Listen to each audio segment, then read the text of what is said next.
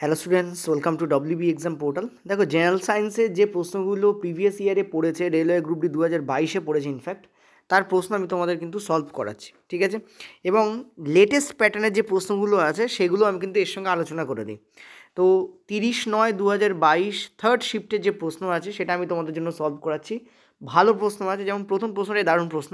প্রথম প্রশ্নটা তোমাদের বলেছে যে জাইগোটের লিঙ্গ নির্ধারণের জন্য শুক্রাণুর কোন অংশটি দায়ী। চলো এখান দিয়ে অ্যান্সার দিয়ে দিই, এটাকে আমি নতুন করে নিচ্ছি না, এখানে অ্যান্সার দিয়ে দিচ্ছি, ঠিক আছে? তো জাইগোটের লিঙ্গ নির্ধারণের জন্য শুক্রাণুর কোন অংশ দায়ী। তোমরা খেয়াল করবে তোমাদের যে এনসিইআরটি ত্রিপুরা বোর্ডের বুকসে, তাতে কিন্তু শুক্রাণুর চিত্র আঁকা নেই, ঠিক আছে? শুক্রাণু কিন্তু চিত্র আঁকা নেই, এটা গেল প্রথম কথা। নেক্সট, এখানে দেখো চিত্র এঁকে দিয়েছে এবং তিনটে জিনিসকে এখানে কিন্তু নোটিফাই করে দিয়েছে। একটা হচ্ছে এই মাথাটাকে বলেছে এ, এর যে গলা বা মাঝের অংশ তাকে বলেছে বি, আর যে লেজ আছে তাকে বলেছে সি। তো কোন অংশটা কোন কাজের জন্য দায়ী এটা মাথায় রাখাটা ভীষণ ইম্পর্ট্যান্ট, ঠিক আছে? পরীক্ষার সময় পরে এটা হিউম্যান রিপ্রোডাকশন থেকে নেওয়া, তো ছবি দিয়ে কিন্তু এরকম প্রশ্ন রেল এবারও দিতে পারে, ঠিক আছে? অ্যান্সার জেনে নাও তোমরা। কারেক্ট অ্যান্সার হচ্ছে তোমাদের এ। কেন? কারণ এই যে শুক্রাণুর যে মাথা, এই মাথায় থাকে অ্যাক্রোজোম। এই মাথা, এই যে মাথা যেটাকে আমি দাগিয়ে দিচ্ছি, মাথায় কী থাকে তোমাদের? অ্যাক্রোজোম থাকে, ঠিক আছে? তো আমি লিখেও দিয়েছি, শুক্রাণুর এই যে মাথা, এখানে থাকে তোমাদের অ্যাক্রোজোম, ঠিক আছে? কী থাকে? অ্যাক্রোজোম। অ্যাক্রোজোমের কাজ কী হয়? অ্যাক্রোজোমের কাজ হচ্ছে যে ডিম্বাণু আছে এর মধ্যে উৎসেচক থাকে, যে ডিম্বাণু আছে তার প্রাচীর ভেদ করাটাই এর কাজ, ঠিক আছে? যে ডিম্বাণু আছে তার প্রাচীর ভেদ করাটাই এর কাজ।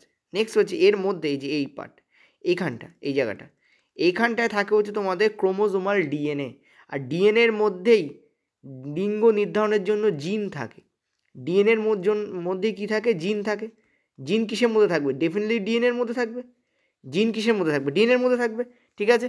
তো যে ডিএনএর কথা এখানে বলছে, যে ব্যাপারটা বলছে, ঠিক আছে, এর মধ্যে যে ডিএনএ থাকে, ঠিক আছে, এর মধ্যে যে ডিএনএ থাকে সেটাই হচ্ছে তোমাদের বেসিক্যালি কী হয়? এই লিঙ্গ নির্ধারণ করে, কারণ এখানেই থাকে হচ্ছে তোমাদের ডিএনএ বা জিন, ঠিক আছে? তো কারেক্ট অ্যান্সার আমাদের কী হবে? ওই কারণে কারেক্ট অ্যান্সার তোমাদের এ বলেছে। আচ্ছা, এই জায়গায় কী থাকে? ঠিক আছে, এই যে এই অংশটায় কী থাকে খেয়াল করে দেখো। এই অংশটায় একটা ইম্পর্টেন্ট জিনিস থাকে, এই যে এই অংশটায় কী থাকে জানো? এই অংশটায় তোমাদের থাকে হচ্ছে মাইটোকন্ড্রিয়া। কী থাকে তোমাদের? মাইটোকন্ড্রিয়া, ঠিক আছে? মাইটোকন্ড্রিয়া, এই অংশটা থাকে তোমাদের মাইটোকন্ড্রিয়া। কী কাজে লাগে মাইটোকন্ড্রিয়া? এই যে তোমাদের শুক্রাণু এতটা দূর যায়, ঠিক আছে, উৎপন্ন হয় কোথায়? শুক্রাশয়ে উৎপন্ন হয়, সেখান থেকে ইউরেথ্রা দিয়ে বেরিয়ে ভ্যাজাইনা দিয়ে স্ত্রীদেহে প্রবেশ করে তারপর যায় হচ্ছে তোমাদের জরায়ুর, এবং জরায়ুর ইনফান্ডিবুলামে গিয়ে সে কী করছে? ইস্টমাস গিয়ে সে কী করছে? সে কিন্তু ফার্টিলাইজ করছে কাকে? শুক্রাণুকে ফার্টিলাইজ করছে, ঠিক আছে? ইনফান্ডিবুলামে গিয়ে শুক্রাণুকে কী করছে? মানে ডিম্বাণুকে ফার্টিলাইজ করছে। তার মানে ইতনা প্রসেস, এতটা পথ ওকে যেতে হচ্ছে, ঠিক আছে? এতটা পথ কী করতে হচ্ছে? যেতে হচ্ছে। তার জন্য এনাফ এনার্জি দরকার, আর সেই এনার্জি কোথা থেকে পায়? মাইটোকন্ড্রিয়া থেকে পায়। লেজ কী করে? এর ডাইরেকশানকে, যেমন মাছের লেজ মাছের ডাইরেকশানকে নির্দিষ্ট করে কোন দিকে মাছ সাঁতার কাটবে, সেরকমই শুক্রাণুর লেজ শুক্রাণুকে পথ নির্দেশ দেয়, ঠিক আছে? মানে নির্দেশে হেল্প করে। তো কারেক্ট অ্যান্সার আমাদের এই অংশ অনুযায়ী আমাদের এ হবে। কিন্তু এখান থেকে তিনটে প্রশ্ন বেরোতে পারে, যে শুক্রাণুর ডিরেকশানকে নির্দিষ্ট করার জন্য, দিক নির্দেশ করার জন্য কোন অংশের হেল্প নেয়? সেটা হচ্ছে অপশান সি, মানে পার্ট সি। সেটা হচ্ছে শুক্রাণু এতটা যে যাত্রা করে তার জন্য এনার্জি কোথা থেকে পায়? পার্ট বি থেকে পায়, যেটা হচ্ছে মাইটোকন্ড্রিয়া। আর পার্ট এতে একদম মাথায় অ্যাক্রোজোম থাকে, যেটা ডিম্বাণুর প্রাচীরকে ভেদ করতে উৎসেচক প্রয়োগ করে। নেক্সট হচ্ছে মাঝখানে থাকে হচ্ছে আমাদের ডিএনএ, যেটা কী করে? এই জাইগোটের লিঙ্গ নির্ধারণের জন্য যে তথ্য বা তত্ত্ব দরকার সেটাই ডিএনএর মধ্যে বেসিক্যালি থাকে, ঠিক আছে? ক্লিয়ার হয়েছে? চলো নেক্সট পরেরটাতে। নেক্সট পরের প্রশ্ন বলছে, গোলাকার দর্পণ দ্বারা গঠিত চিত্রের ক্ষেত্রে ফোকাস, দৈর্ঘ্য এবং বক্র ব্যাসার্ধের যে প্রচলিত নিয়ম আছে সেগুলো কী কী? দেখো আমি, আচ্ছা তোমরা আগে নিজেরা ট্রাই করো, তারপর আমি তোমাদের ভিডিও সলিউশন দিচ্ছি। বলছি অবতল দর্পণের এফ হচ্ছে ঋণাত্মক, আর হচ্ছে ধনাত্মক, না দুটোই ঋণাত্মক, সরি, এফও ঋণাত্মক আরও ঋণাত্মক। উত্তল দর্পণের এফ ঋণাত্মক, ধনাত্মক, ধনাত্মক, ঋণাত্মক, ঋণাত্মক, ঋণাত্মক। চলো বলো কোনটা অ্যান্সার হবে? সবাই এটাকে ট্রাই করবে আর কমেন্টে জানাবে যে কে কতটা পারলে, ঠিক আছে? সোজা কোশ্চেন, তৎসত্ত্বেও কিন্তু অনেকের গোলায়, ঠিক আছে? দেখো আমি যদি এই প্রশ্নটার সমাধানের কথা বলি বেসিক্যালি, ঠিক আছে, তাহলে আমি দেখব যে এখানে আমাদের দুটো দর্পণের কথা বলেছে। এক হচ্ছে এইটা হচ্ছে আমাদের অবতল দর্পণ, আর এইটা হচ্ছে আমাদের উত্তল দর্পণ, ঠিক আছে? এবং আমরা জানি যে উত্তল দর্পণের ক্ষেত্রে আমরা কি জানি? আমাদের যে ফোকাস হয় সেটা কোথায় অবস্থান করে? উত্তল দর্পণ যদি বলি তাহলে কী হয়, এইখানে আমাদের মিরর দেখো এই জায়গায় আমাদের একটা আলোক রশ্মি এখানে স্ট্রাইক করলো, ঠিক আছে, করার পর কী হচ্ছে এই দিকে বেরিয়ে যাবে, ঠিক আছে। সিমিলারলি এখানে স্ট্রাইক করলো, করার পর কী হবে এই দিকে বেরিয়ে যাবে, ওকে। কিন্তু এদেরকে যদি আমরা একটু বাড়িয়ে দেই তাহলে আমরা দেখব যে এরা এখানে এরকম একটা কোনো জায়গায় গিয়ে মিলিত হচ্ছে বলে মনে হচ্ছে। এই যে জায়গাটা, এই যে বিন্দুটা, এটাকে আমরা কী বলবো, এটাকে আমরা বলবো ফোকাস, ঠিক আছে। এই বিন্দুটাকে আমরা কী বলবো, এই বিন্দুটাকে আমরা বলবো ফোকাস বিন্দু।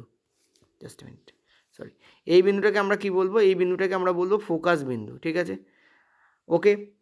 আচ্ছা, আর কি বলেছে, আর আমাদের আর আর মানে হচ্ছে রেডিয়াস। রেডিয়াস কোনটা, রেডিয়াস হচ্ছে এই যে এ পাশে থাকে হচ্ছে সি, এ পাশে কী থাকে, এ পাশে থাকে হচ্ছে আমাদের সি, ঠিক আছে।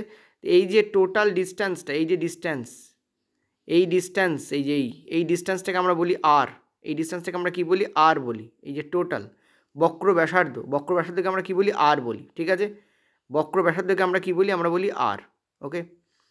তো এখানে কী জিজ্ঞেস করেছে, এটা হচ্ছে এফ, এটা হচ্ছে আর, আর আমরা জানি হচ্ছে যে আর যদি আমাদের 4 হয়, এফ হবে তার হাফ মানে হচ্ছে 2, এগুলো আমরা সব জানি।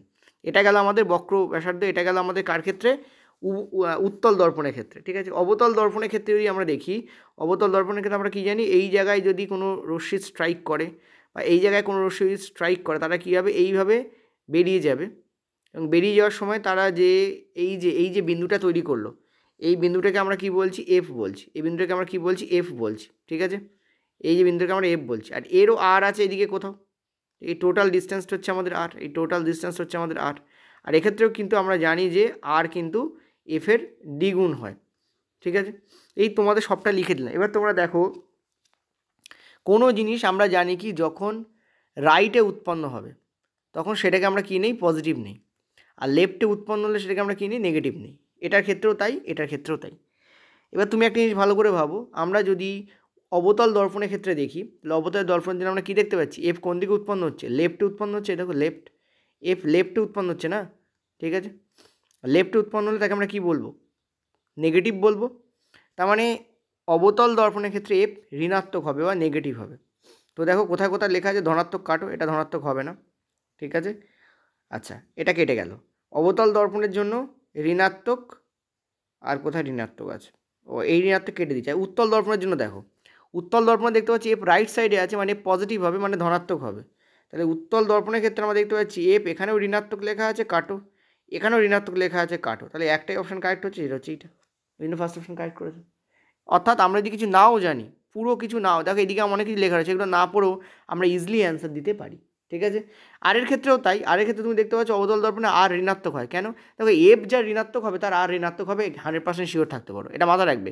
এফ যদি নেগেটিভ হয় তাহলে আর 100% নেগেটিভ হবে, এফ যদি পজিটিভ হয় তাহলে আর 100% পজিটিভ হবে। কেন, কারণ আমরা দেখতে পাচ্ছি এফ যেদিকে আর সেদিকে অবস্থান করে, এফের দ্বিগুণিত আর, এফ যেদিকে আর সেদিকে অবস্থান করে।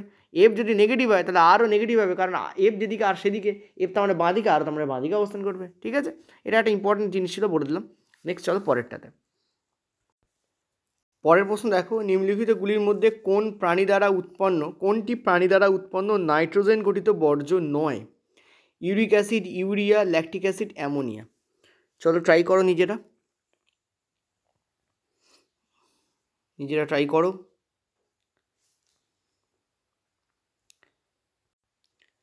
দেখো, ল্যাকটিক অ্যাসিড হচ্ছে তোমাদের এমন একটা বর্জ্য পদার্থ যেটা নাইট্রোজেন ঘটিত নয়, ঠিক আছে। ল্যাকটিক অ্যাসিড হচ্ছে এমন একটা বর্জ্য পদার্থ, এটা কী নয়, যেটা নাইট্রোজেন ঘটিত নয়, এটা মনে রাখবে, ঠিক আছে। আচ্ছা, আরেকটা জিনিস ইম্পর্টেন্ট দেখে নাও।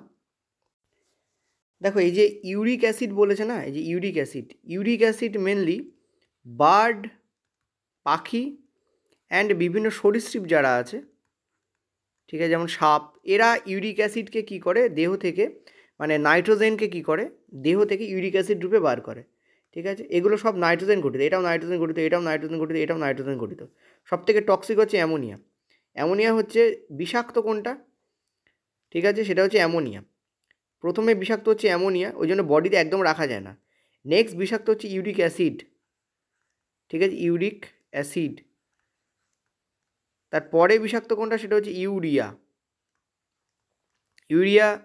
আমরা যারা হিউম্যান হই এবং যারা স্তন্যপায়ী আছে, ঠিক আছে, ম্যামালস, তারা ইউরিয়াকে বাইরে বের করে, ঠিক আছে। ইউরিক অ্যাসিড তো বললাম, বার্ড পাখিরা দেখবে, পাখিদের বাড়িতে অনেকের পাখি থাকে, দেখবে পাখিদের যে বিষ্ঠা থাকে মানে হাগু থাকে সোজা কথা বলতে, সেখানে দেখবে যে কীরকম সাদাটে সবজে রঙের এক ধরনের জিনিস বেরোয়, বিশেষ করে সাদাটে, যেটা সাদা সাদা পার্ট হয় না পাখিদের ক্ষেত্রে, ওটা কিন্তু অ্যাকচুয়ালি ইউরিক অ্যাসিড, ঠিক আছে। আচ্ছা, অ্যামোনিয়া, দেখো অ্যামোনিয়াকে জলে দ্রবীভূত করার প্রয়োজন নয়, কারণ অ্যামোনিয়া মারাত্মক টক্সিক হয়, প্রচণ্ড বিষাক্ত, মারাত্মক টক্সিক হয়, প্রচণ্ড বিষাক্ত। সেই জন্য অ্যামোনিয়া যে কোনো জলজ প্রাণীর ওয়েস্ট হিসাবে বাইরে আসে, যেমন মাছের ক্ষেত্রে কিন্তু মাছ যে ওয়েস্ট বার করে সেটা হচ্ছে মেনলি অ্যামোনিয়া হয়, মাছ যে বার করে সেটা কী হয়, মেনলি অ্যামোনিয়া হয়। ওকে, ক্লিয়ার। আচ্ছা, ল্যাকটিক অ্যাসিড কি, দেখো যখন অবাত শোষণ হয়, ঠিক আছে, অবাত শোষণ হয়, অর্থাৎ আমাদের পেশি কোষে, ঠিক আছে, যেটার কারণে পেশি ক্লান্তি হয়, পেশি কোষে, ঠিক আছে, গ্লুকোজ যখন ভাঙে এবং গ্লুকোজ যখন এনাফ অক্সিজেন পায় না, নট এনাফ অক্সিজেন, ঠিক আছে, নট এনাফ অক্সিজেন, গ্লুকোজ যখন এনাফ অক্সিজেন পায় না, তখন তৈরি হয় এই ল্যাকটিক অ্যাসিড, তখন কী তৈরি হয়, এই ল্যাকটিক অ্যাসিড তৈরি হয়, ঠিক আছে। তো মনে রাখবে এটা ইম্পর্টেন্ট খুব, এবং অর্থাৎ অবাত শোষণের ওয়েস্ট হিসাবে, অর্থাৎ ওয়েস্ট মানে বর্জ্য, ওয়েস্ট হিসাবে কী তৈরি হয়, ল্যাকটিক অ্যাসিড তৈরি হয়। আর এটা কিন্তু নাইট্রোজেন ঘটিত নয়, এটা কিন্তু নাইট্রোজেন ঘটিত নয়, ঠিক আছে। তো correct answer will be this. চলো নেক্সট পয়েন্টটাতে, আমি যে তোমাদের লিস্ট করে দিয়েছিলাম যে কোন চ্যাপ্টার পড়বে কোন চ্যাপ্টার পড়বে না, তার মধ্যে খেয়াল করে দেখো, আমি মানে জীবনের যে প্রক্রিয়া বা জৈব প্রক্রিয়া যেগুলো আছে তাদের মধ্যে থেকে 3টে জিনিসকে আমি কিন্তু মেন বলেছিলাম। একটা হচ্ছে তোমাদের রেচন, দেখো রেচন থেকে প্রচুর প্রশ্ন এসছে, আর রেচন আমি এখনও তোমাদের পেডে করাইনি, রেচন আমি করাবো। আসলে আমাদের এখন কেমিস্ট্রি চলছে, কেমিস্ট্রি আমাদের মনে হয় 2টো কি 1টা ভিডিও দিলে পেডে কেমিস্ট্রি কমপ্লিট হয়ে যাবে, ঠিক আছে। 1-2 ভিডিও যদিও দেওয়ার দরকার পড়বে না, বাট আমি যেটা ভাবছি সেটা হচ্ছে তোমাদের যে আধুনিক পর্যায় সারণী আছে তার যে 30টা যে মৌল আছে, ফার্স্ট 30টা মৌল, সেই 30টা মৌলের কনফিগুরেশন করেই রাখবো। এটা একটা কারণ আছে, বলে দিই। দেখো যোজ্যতা চ্যাপ্টারটা মানে যোজ্যতা শব্দটা তোমরা মেনলি 3টে চ্যাপ্টারে পাবে, টোটাল 9-10 ধরলে যোজ্যতার যে চ্যাপ্টার, যোজ্যতার যে কনসেপ্ট 3টে চ্যাপ্টার তোমরা পাবে। 9-এর ক্ষেত্রে 2টো চ্যাপ্টার পাবে, একটা হচ্ছে তোমাদের অ্যাটম অ্যান্ড মলিকিউলসের যে চ্যাপ্টার আছে, আর তার ঠিক পরের চ্যাপ্টার অর্থাৎ স্ট্রাকচার অফ অ্যাটম, এই দুটোতে তোমরা পাবে, ঠিক আছে। পরমাণুর গঠন আর অণু এবং পরমাণু, 2টো চ্যাপ্টার আলাদা করা আছে, যদি একটাই চ্যাপ্টার বা 2টো চ্যাপ্টার আলাদা করে দিয়েছে 9-এর এনসিইআরটি, ওই 2টো চ্যাপ্টার তোমার যোজ্যতা পাবে, ঠিক আছে। আর মেটাল নন মেটালে গিয়ে তোমরা যোজ্যতা পাবে, ঠিক আছে। আরেকটা জায়গায় তোমার যোজ্যতা অ্যাকচুয়ালি 4টে চ্যাপ্টারতে পাবে, আরেকটা হচ্ছে কোথায় পাবে, আধুনিক পর্যায় সারণীতে। তো রেল কী করতে পারে, যোজ্যতার উপর ভ্যারিয়াস টাইপের প্রশ্ন হয়, সেই যোজ্যতার উপর প্রশ্ন দিতে পারে, এবং দেওয়ার পর কী করতে পারে, বলতে পারে যে তোমরা যখন বলবে যোজ্যতা দিয়েছেন কেন, ওটা আধুনিক পর্যায় সারণী, রেল দেখিয়ে দেবে যে আরও 3টে চ্যাপ্টারতে যোজ্যতা শব্দটা উল্লেখ আছে। এইটা হচ্ছে গণ্ডগোল। আর যোজ্যতাকে কখনো তুমি এক্সপ্লেনই করতে পারবে না যতক্ষণ না তুমি মৌলের কনফিগুরেশন করছো, ঠিক আছে। তো আমি প্রত্যেকটা মৌল তুলবো, তাদের যোজ্যতা কীরকম, তাদের পরিবর্তনশীল যোজ্যতা কেন হয়, এগুলো সব তোমাদের আলোচনা করবো আধুনিক পর্যায় সারণী, যেটা কেমিস্ট্রি পেটে থাকবে। আর একটা জিনিস যেটা ইম্পর্টেন্ট সেটা হচ্ছে যে তোমাদের একটা জিনিস বলতে যাচ্ছিলাম, ভুলে গেলাম কি একটা বলতে যাচ্ছিলাম, যাই হোক চলো বাদ দাও, পরে হচ্ছে আমার আবার মনে পড়ুক তখন বলবো, ঠিক আছে। চলো এটার অ্যান্সার দিই। বলছে যে নিম্নলিখিত উত্তরগুলির মধ্যে কোনটি উদ্ভিদ দ্বারা উৎপন্ন প্রধান বর্জ্য বস্তুকে উল্লেখ করছে। উদ্ভিদের বর্জ্য পদার্থ কোথায় উৎপন্ন হয়, আমরা জানি উদ্ভিদ ডাইরেক্ট যখন সালোক সংশ্লেষ করে তখন উদ্ভিদ কিন্তু উৎপন্ন করে ওয়েস্ট প্রোডাক্ট উৎপন্ন করে, ঠিক আছে, গেল। নেক্সট কিন্তু উদ্ভিদ আরেকটা জিনিস উৎপন্ন করে, সেটা কি, উদ্ভিদের বিভিন্ন যে গদের আঠা, তারপরে রাবার, অর্থাৎ যেগুলো উদ্ভিদের গা দিয়ে বেরোয় সেগুলোও কিন্তু তরুক্ষী, সেগুলোও কিন্তু একটা টাইপের উদ্ভিদের কিন্তু রেচন পদার্থ, ঠিক আছে, রজন, এগুলো কিন্তু মানে রেচন পদার্থই, ঠিক আছে। তো এখানে বলছে মেন রেচন পদার্থ কোনগুলো, অ্যান্সার দাও, অ্যান্সার দাও। যেরকম তোমাদের পড়াচ্ছে এরকম ডিপে প্রশ্ন করো না, প্রত্যেকটা লাইনকে এনসিইআরটি তোলা হচ্ছে, তুলে ব্যাখ্যা করা, এটাই হচ্ছে আমরা পেডে বেসিক্যালি করাচ্ছি, ঠিক আছে। দেখো অ্যান্সার আমাদের এখানে কী হবে, কার্বন ডাইঅক্সাইড, O2 এবং জলীয় বাষ্প, ঠিক আছে। দেখো নর্মালি যখন উদ্ভিদের দেহে জল বেড়ে যায় তখন উদ্ভিদ বাষ্পমোচন প্রক্রিয়া কিন্তু জলীয় বাষ্পকে বাইরে আনে, এটা একটা ইম্পর্টেন্ট জিনিস। O2 কখন আসে, আমরা জানি যে সালোক সংশ্লেষ প্রক্রিয়ার মাধ্যমে উদ্ভিদ কিন্তু O2কে বাইরে আনে, ঠিক আছে। সালোক সংশ্লেষে উদ্ভিদ কী করে, O2কে বাইরে আনে, ঠিক আছে, O2কে বাইরে আনে। আর শ্বসনে উদ্ভিদ কী করে, CO2কে বাইরে আনে, ঠিক আছে। তো শ্বসনের ওয়েস্ট হচ্ছে CO2, সালোক সংশ্লেষের ওয়েস্ট হচ্ছে O2, আর বাষ্পমোচন প্রক্রিয়ায় যে ওয়েস্ট বেরোয় বাষ্পমোচন, সেটা হচ্ছে তোমাদের জলীয় বাষ্প, ঠিক আছে, ক্লিয়ার হয়েছে আশা করি। তো এই 3টে হচ্ছে মেন ওয়েস্ট প্রোডাক্ট। চলো নেক্সট চলো পরেরটাতে।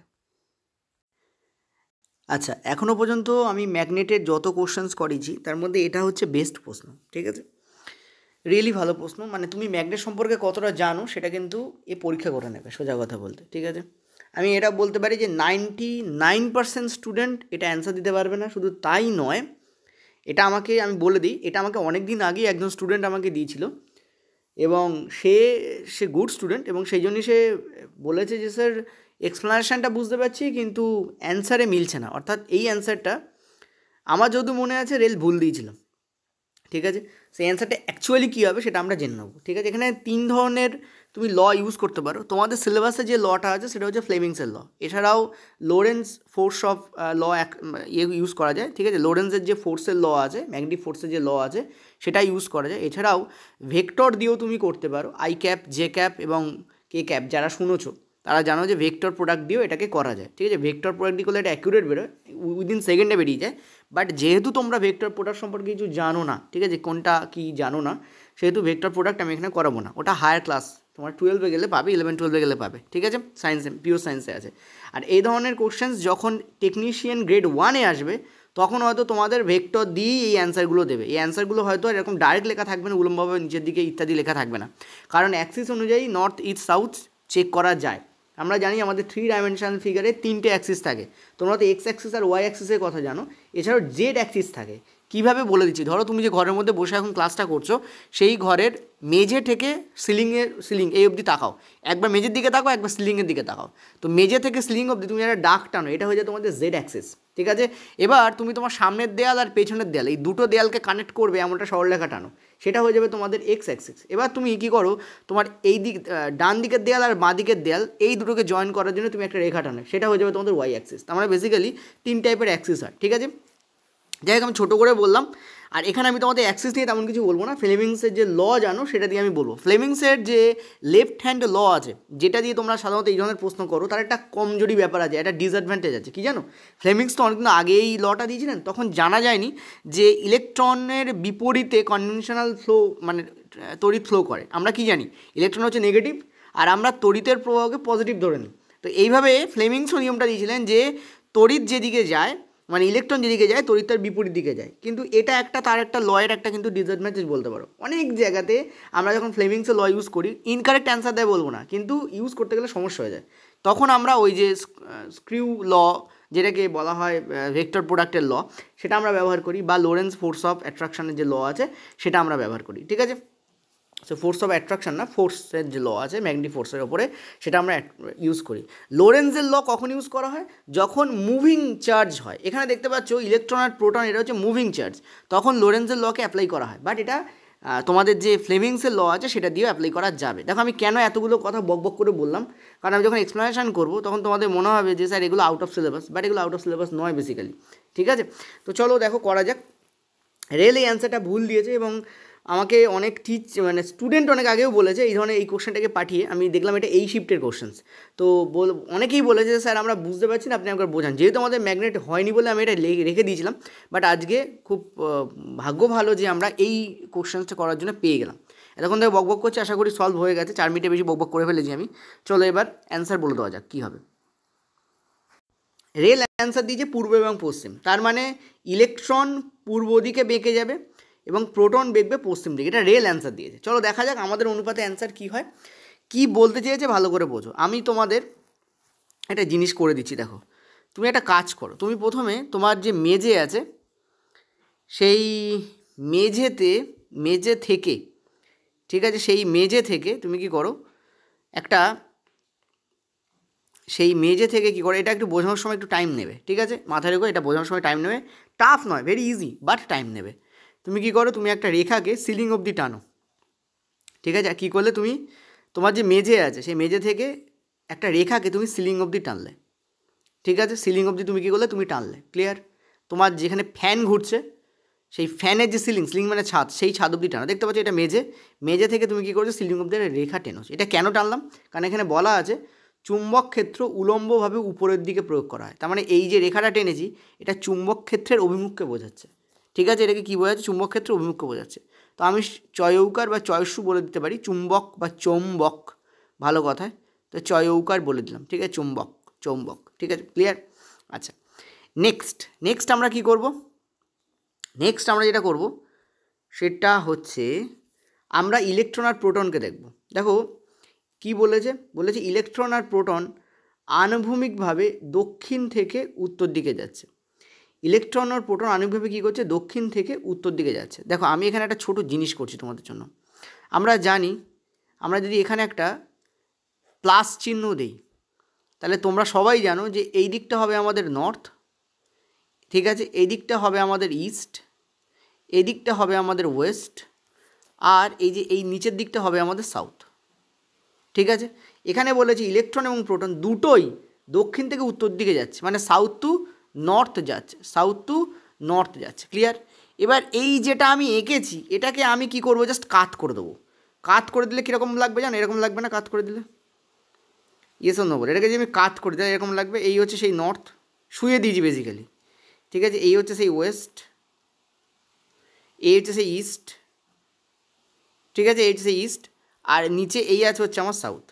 এটাকে ভালো করে বুঝে নাও, অনেক কিছু বুঝে যাবে তুমি ম্যাগনেটের, ঠিক আছে। আর আমি টিকটা এইভাবে মেরেছিলাম, এই যে টিকটা, এই টিকটা হচ্ছে এই টিকটা, তো এটাকে আমি কী করেছি, জাস্ট শুইয়ে দিয়েছি, আর কিছু না, কী করেছি, জাস্ট শুইয়ে দিয়েছি, ঠিক আছে।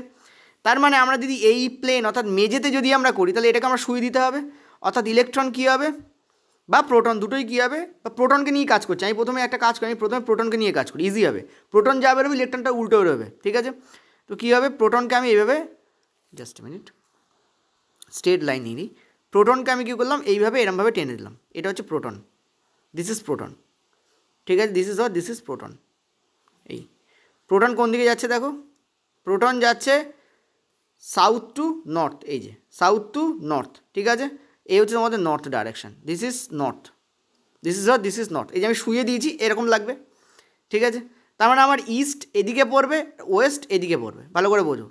তার মানে আমার ইস্ট কোন দিকে পড়বে, ইস্ট এদিকে পড়বে, ঠিক আছে, অ্যান্ড ওয়েস্ট সেটা কোন দিকে পড়বে, এদিকে পড়বে। যেহেতু আমি শুয়ে দিয়েছি সেহেতু এইভাবে তোমাদের এটা ভিজুয়ালাইজ করার জন্য তোমাদের বলছি, কারণ এটা বোঝানোর জন্য ভিজুয়ালাইজেশনটা ভীষণ ইম্পর্ট্যান্ট, ভীষণ ইম্পর্ট্যান্ট, ঠিক আছে। এবার আমরা তোমাদের সিলেবাসে যেটা আছে মানে ফ্লেমিংয়ের লেফট হ্যান্ড রুল সেটা আমরা ইউজ করব। চলো লেফট হ্যান্ড রুলকে আনা যাক।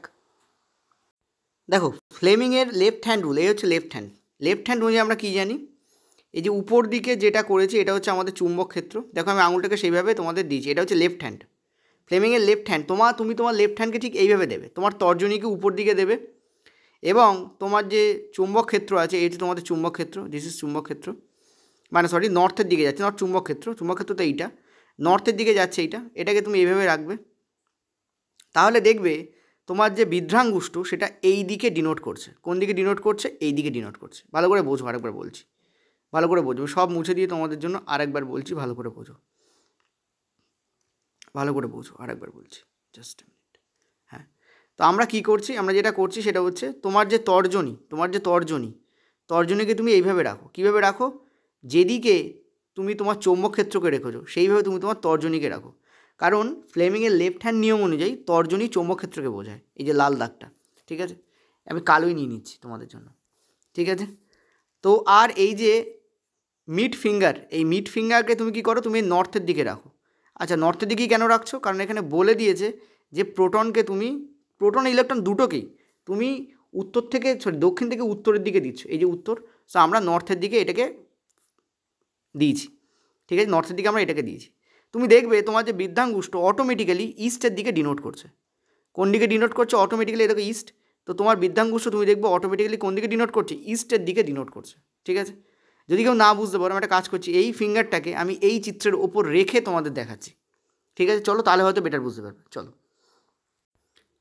দেখো বুঝতে পারছো না, দেখো কী করেছি আমি, চৌম্বক ক্ষেত্রের দিকে মনে রাখবে ফ্লেমিংয়ের লেফট হ্যান্ড নিয়ম অনুযায়ী ফ্লেমিংয়ের যে তর্জনী ছিল বা তোমার তর্জনী, ঠিক আছে, তোমার তর্জনী চুম্বক ক্ষেত্রকে নির্দেশ করবে লালটাকে। তোমার যে মিড ফিঙ্গার হবে, ঠিক আছে, সেটা কি নির্দেশ করবে, মধ্যাঙ্গুলি সেটাকে নির্দেশ করবে, সেটা নির্দেশ করবে যে এই যে তড়িৎ কোন দিকে যাচ্ছে। এটা কাকে নির্দেশ করে, তড়িৎ কোন দিকে যাচ্ছে। তাহলে তুমি বললো স্যার আপনি তো নর্থের দিকে নির্দেশ করলেন, নর্থে তো প্রোটন যাচ্ছে, তড়িৎ তো যাচ্ছে না। একটা কথা মাথায় রাখবে, তড়িৎ হচ্ছে সেই দিকে যায় যেদিকে কোনো পজিটিভ তড়িৎধর্মী কণা যায়, ঠিক আছে। ট্র্যাডিশনাল বা কনভেনশনাল নিয়ম অনুযায়ী তড়িৎ সেদিকেই যায় যেদিকে কোনো পজিটিভ কণা যায়। প্রোটন হচ্ছে পজিটিভ কণা, তো প্রোটন যেদিকে যাবে তড়িৎ সেদিকেই যাবে। তো এইটা কাকে নির্দেশ করে, এটা চুম্বক ক্ষেত্রকে নির্দেশ করে। এটা বেসিক্যালি কাকে নির্দেশ করে? তড়িৎকে নির্দেশ করে। আর এটা কাকে নির্দেশ করে? এটা নির্দেশ করবে বলকে, ঠিক আছে, বল, অর্থাৎ কোন দিকে বল প্রয়োগ হচ্ছে। তো এখানে এই নিয়ম অনুযায়ী, এই যে ফিগার রেখেছে, ফিগার অনুযায়ী দেখো আমার যে তর্জনী সেটা চুম্বক ক্ষেত্রকে নির্দেশ করছে, আমার যে যেটা হচ্ছে মিড ফিঙ্গার, ঠিক আছে, সেটা নর্থের দিক নির্দেশ করছে, কারণ সেটা বেসিক্যালি প্রোটনের যে ডাইরেকশন সেটাকে নির্দেশ করছে। এবার এর মধ্য দিয়ে তুমি যদি প্রোটনকে চালনা করো তাহলে বল কোন দিকে প্রয়োগ হবে? বল প্রয়োগ হবে ইস্টের দিকে।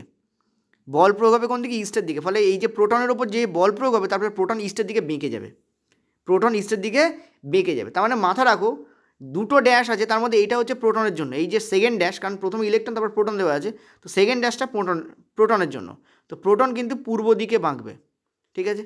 আর প্রোটন যেদিকে বাঁকবে ইলেকট্রন তার উল্টো দিকে বাঁকবে, কারণ প্রোটন যেদিকে যায় ইলেকট্রন কিন্তু তার উল্টো দিকে যায়, ঠিক আছে। প্রোটন যেদিকে যায় ইলেকট্রন তার উল্টো দিকে যায়। তো প্রোটন যদি পূর্ব দিকে বাঁকে, ইলেকট্রন কী হবে? পশ্চিম দিকে বাঁকবে, ঠিক আছে। এইটা হচ্ছে কারেক্ট অ্যান্সার হবে।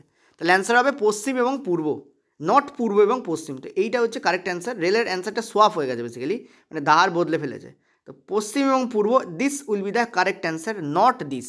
এটাকে তুমি যদি বলো লোরেন্স ল দিয়েও প্রুভ করে দেখাতে পারি, এটাকে তুমি যদি বলো যে ভেক্টর প্রোডাক্ট দিয়ে প্রুভ করে দেখাতে, তাও দেখানো যায়, অ্যান্সার একই আসবে, অ্যান্সার একই আসবে। এবার তোমাদের মনে হতে পারে যে আগে কিন্তু তোমাদের এই অ্যালাইনমেন্টটা শিখতে হবে। এই যে আমি হাতের অ্যালাইনমেন্ট করি, দেখো আমি তোমাদের এইটার একটা ছবি এখানে ঝাপসা করে দিয়ে তোমাদের দেখিয়ে দিচ্ছি কীভাবে তুমি রাখবে আর হ্যান্ডটা কীভাবে কাজ করছে। মনে রাখবে এটা ফ্লেমিংয়ের লেফট হ্যান্ড রুল, মানে বাম হস্ত নিয়ম। ফ্লেমিংয়ের বাম হস্ত নিয়ম কাজ করে, ঠিক আছে। এছাড়াও এখানে আরেকটা নিয়মও কাজ করানো যায়, সেটা হচ্ছে রাইট হ্যান্ড পাম রুল। রাইট হ্যান্ড পাম রুল লোরেন্স লকে স্যাটিসফাই করে। যেহেতু লোরেন্স ল তোমাদের সিলেবাসে নেই সেহেতু আমি তোমাদের করাচ্ছি না ওটা, তোমাদের সিলেবাসে যেটা আছে সেটাই আমি করাচ্ছি, সেটা হচ্ছে ফ্লেমিংস লেফট হ্যান্ড রুল। ফ্লেমিংসের লেফট হ্যান্ড রুল বলে যে তোমার যদি তর্জনীকে তুমি চুম্বক ক্ষেত্রের দিক নির্দেশ করাও, চুম্বক ক্ষেত্র দেখো উলম্বভাবে ওপর দিকে যাচ্ছে, মানে মেঝে থেকে তোমার সিলিংয়ের দিকে যাচ্ছে, পাখার দিকে যাচ্ছে, ওপরে যে বড় পাখা ঘুরছে তার দিকে যাচ্ছে। দেখো আমিও তাই করেছি, মেঝে এঁকে দিয়েছি আর চুম্বক ক্ষেত্রকে সোজা ওদিকে ডিনোট করে দিয়েছি। এবার আমি কী করলাম, আমি এরকম একটা এঁকেছিলাম, সেটাকে আমি দেখো এখানে শুয়ে দিয়েছি তোমাদের বোঝানোর জন্য। তা শুয়ে দিলে নর্থ কোন দিকে হচ্ছে? এদিকে নর্থ হচ্ছে শুয়ে দিলে, এদিকে ইস্ট, এদিকে ওয়েস্ট হচ্ছে, ঠিক আছে। এবার তুমি নর্থের দিকে তোমাকে রাখতে হবে, যেহেতু প্রোটন নর্থের দিকে যাচ্ছে। কেন?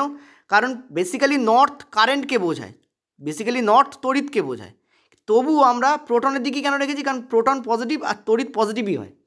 এটা ট্র্যাডিশনাল ধারণা, এখন অনেক জিনিস বদলে গেছে, বাট ট্র্যাডিশনাল ধারণা আমাদের ফ্লেমিংসের ল যখন ইউজ করছি তখন বলা হয় যে যেদিকে নেগেটিভ যাবে তার উল্টো দিকে পজিটিভ যায়।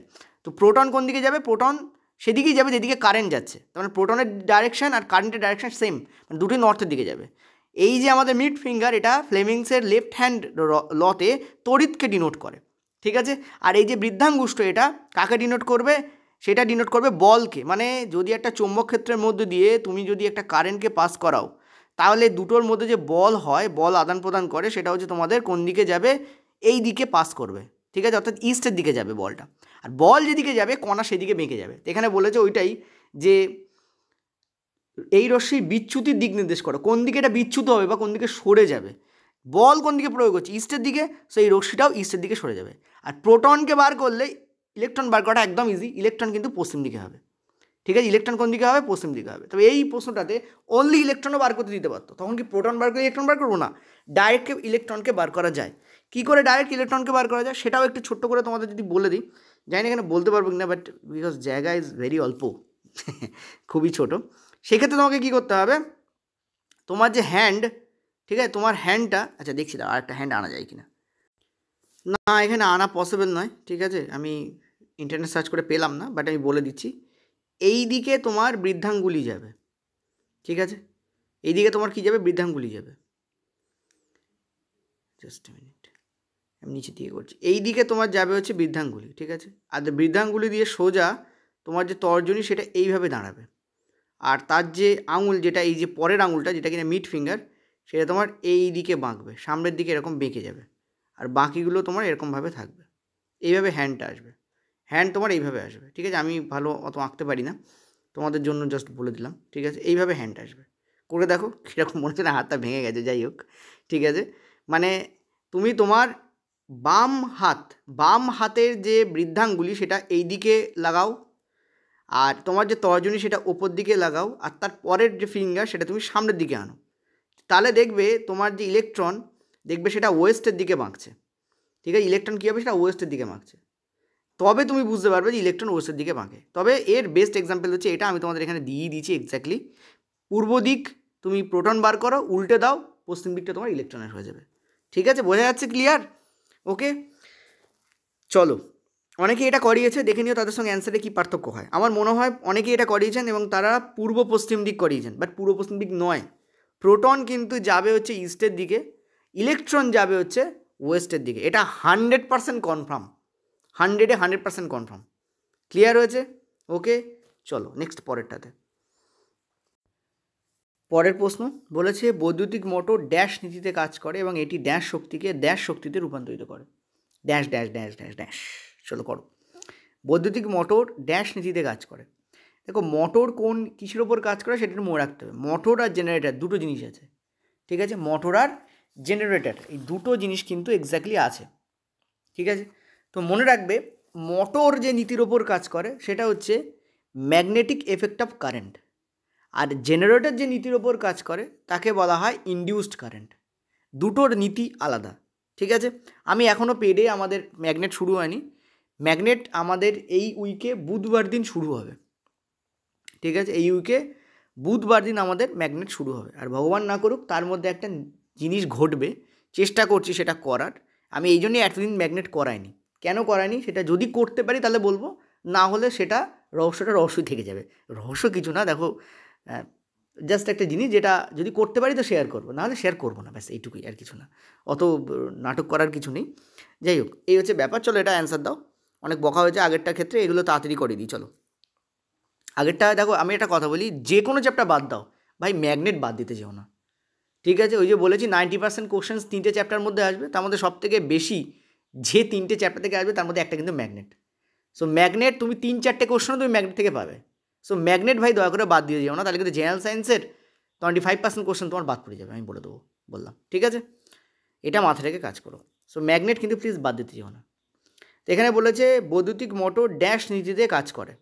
যতই টাফ হোক না কেন, আমার যে করাবো যখন তখন দেখতে পাই স্মুথ লাগবে।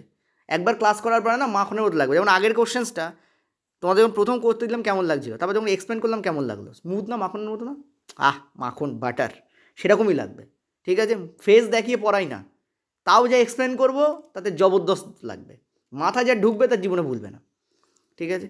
এখানে বলছে বৈদ্যুতিক মোটর ড্যাশ নীতিতে কাজ করে। দেখো মোটর যে নীতিতে কাজ করে সেটা আমি তোমাদের একটু আগেও বলেছি, সেটা কি, সেটা হচ্ছে ম্যাগনেটিক এফেক্ট অফ কারেন্ট, ঠিক আছে, অর্থাৎ কারেন্টের magnetic effect, magnetic effect of current, ঠিক আছে, ম্যাগনেটিক এফেক্ট অফ কারেন্ট, কারেন্টের ম্যাগনেটিক এফেক্টের উপর কাজ করে হচ্ছে মোটর, ঠিক আছে। আর generator, if I say generator,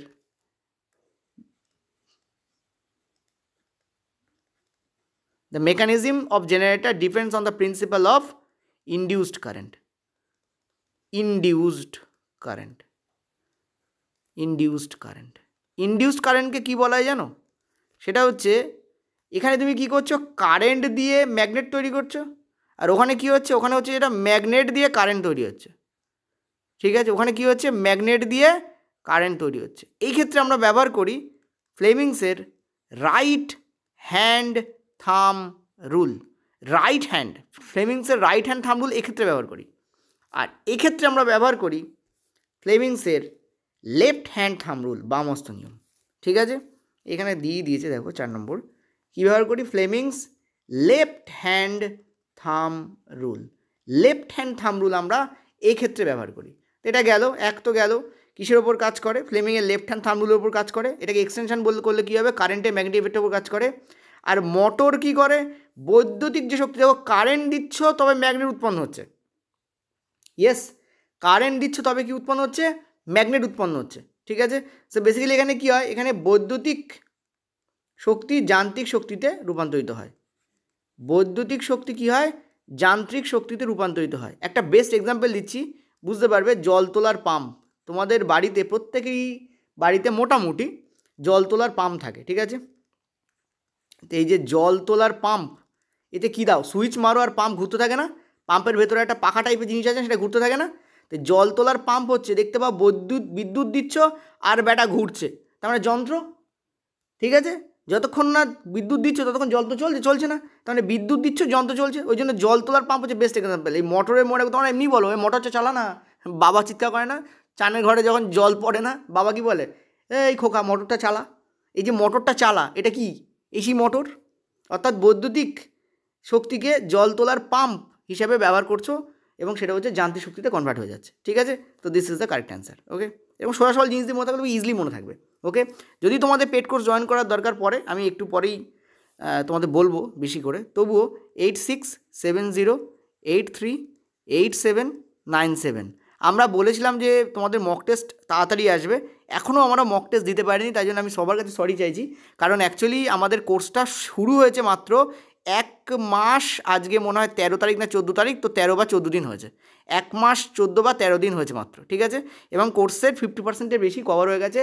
chemistry তো প্রায় হতেই যায়, কেমিস্ট্রিতে মনে হয় 2-1টা ভিডিও দিলে কভার হয়ে যাবে।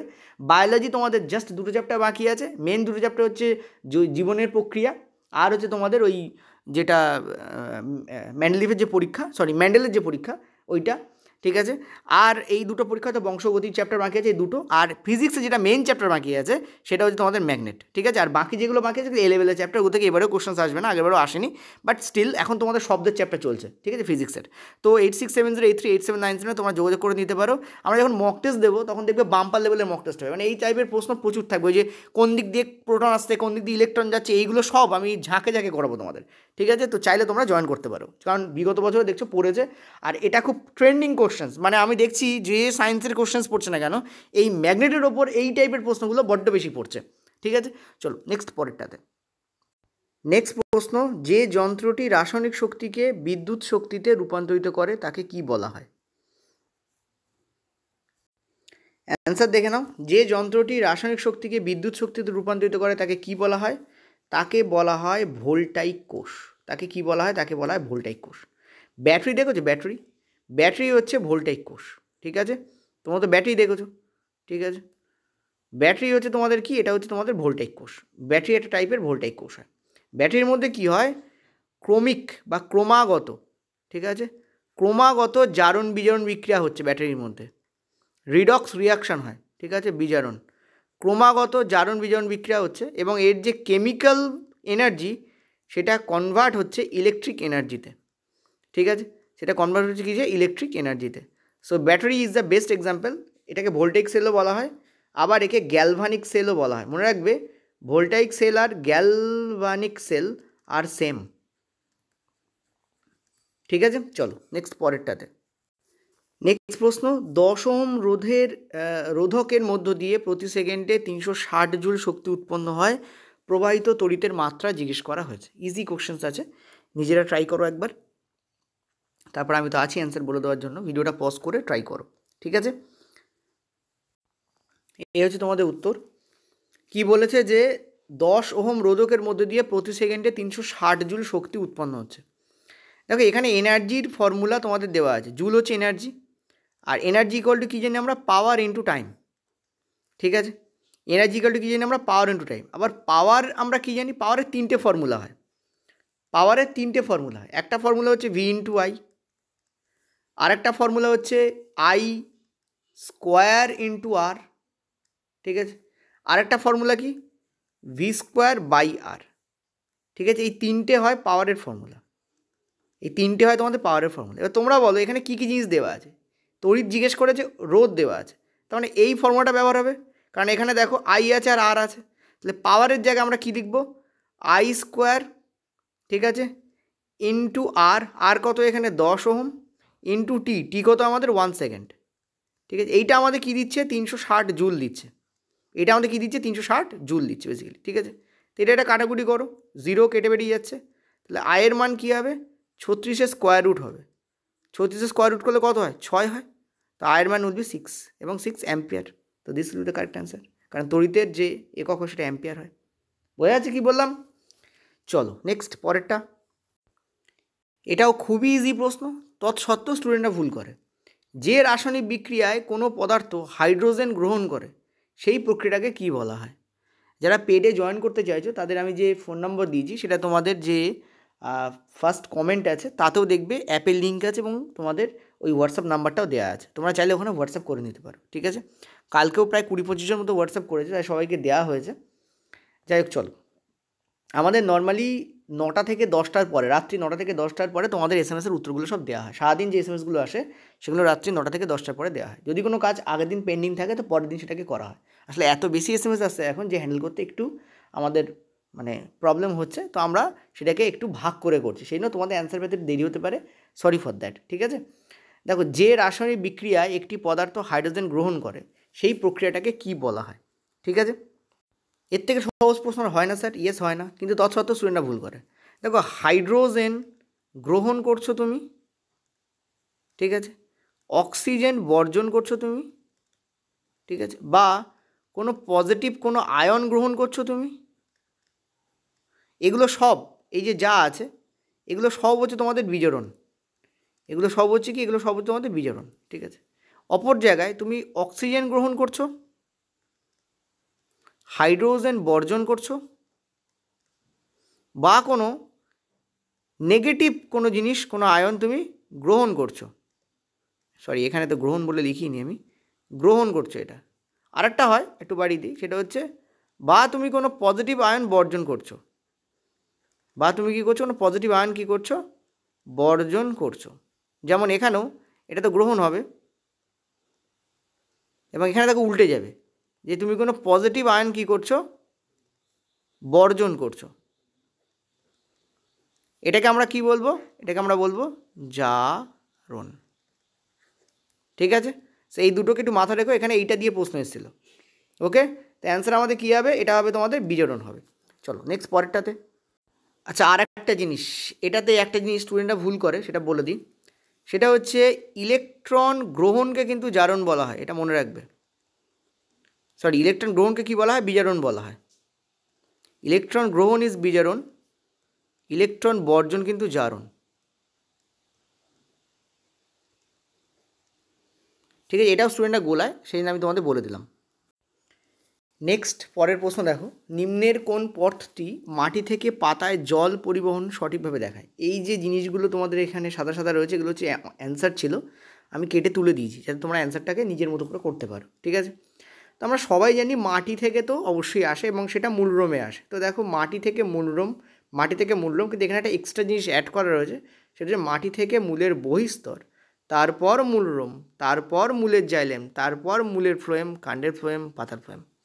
ঠিক আছে, দেখো, আমরা একটা জিনিস দেখতে পাচ্ছি যে এখানে জলের কথা বলা হয়েছে, তো মেনলি জল জাইলেম দিয়ে যায়, নট ফ্লোয়েম দিয়ে। ঠিক আছে, ফ্লোয়েম দিয়ে মূলত সুগার অ্যান্ড অন্যান্য যে খাদ্য সেগুলো মেনলি পরিবাহিত হয়। ঠিক আছে, তো নিজেরা অ্যান্সার করো, ট্রাই করো একবার। দেখো, অ্যান্সার তোমাদের বলেছে 2 নম্বর, তো আমি তোমাদের বললাম যে ফ্লোয়েম অ্যান্সার হবে না, এই জন্য একটা ক্লু দিয়ে দিয়েছিলাম। ঠিক আছে, তো ফ্লোয়েম যেখানে থাকবে সেই জায়গাগুলো তো আগে কাটো, ফ্লোয়েম ফ্লোয়েম রয়েছে তো কাটো। অ্যান্সার তোমাদের হবে, দেখো ভালো কথা মনে রাখবে, সবথেকে ইম্পর্টেন্ট সেটা হচ্ছে প্রথমে মাটি, তারপর মূলরোম, তারপর মূলের বহিস্তর, তারপর মূলের জাইলেম, তারপর কাণ্ডের জাইলেম, তারপর পাতার xylem. Point to be noted, xylem is important for water translocation. যখন অতি দূরত্বে কোনো জিনিস পরিবাহিত হয় তখন তাকে আমরা ট্রান্সলোকেশন বলি, নট ট্রান্সপোর্টেশন। ঠিক আছে, তাকে আমরা কী বলি, ট্রান্সলোকেশন বলি। ওকে, তো ইম্পর্টেন্ট এটা মনে রাখবে, translocation mainly for food, translocation mainly for ফুডের জন্য ব্যবহার করা হয়। ঠিক আছে, আর ট্রান্সপোর্টেশন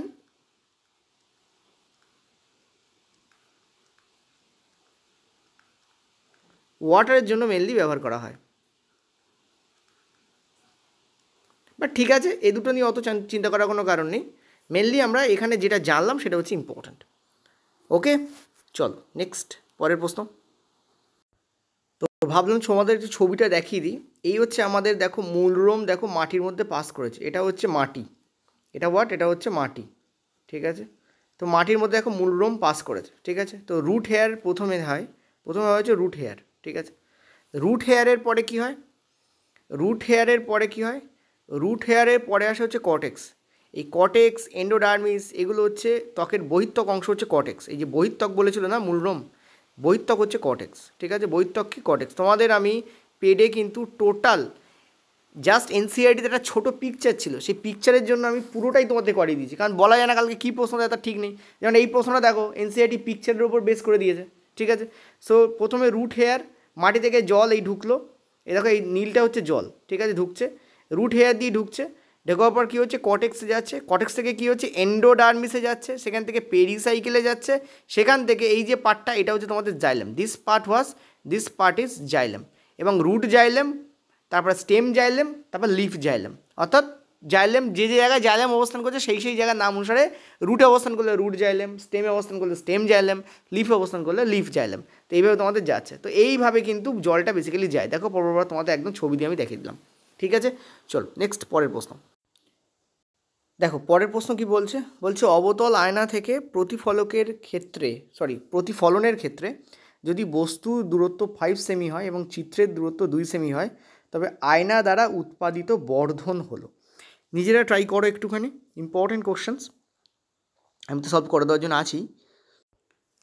খুবই ইজি প্রশ্ন, বুঝতেই পারছো। অ্যান্সার তোমাদের হবে যে ফর্মুলা আছে সেই অনুযায়ী, অর্থাৎ V/U এ হচ্ছে বর্ধনের ফর্মুলা, V/U হচ্ছে বর্ধনের ফর্মুলা, ঠিক আছে। আচ্ছা, এবার একটা জিনিস দেখো, এখানে তোমাদের বলেছে যে বস্তু দূরত্ব 5 সেমি এবং চিত্রের দূরত্ব বলেছে তোমাদের 2 সেমি, ঠিক আছে। এছাড়া এখানে কিছু দেয়নি, মানে কত তোমাদের ইত্যাদি কিছু দেয়নি, তো আমরা নর্মালি ফর্মুলায় পুট করে দেবো।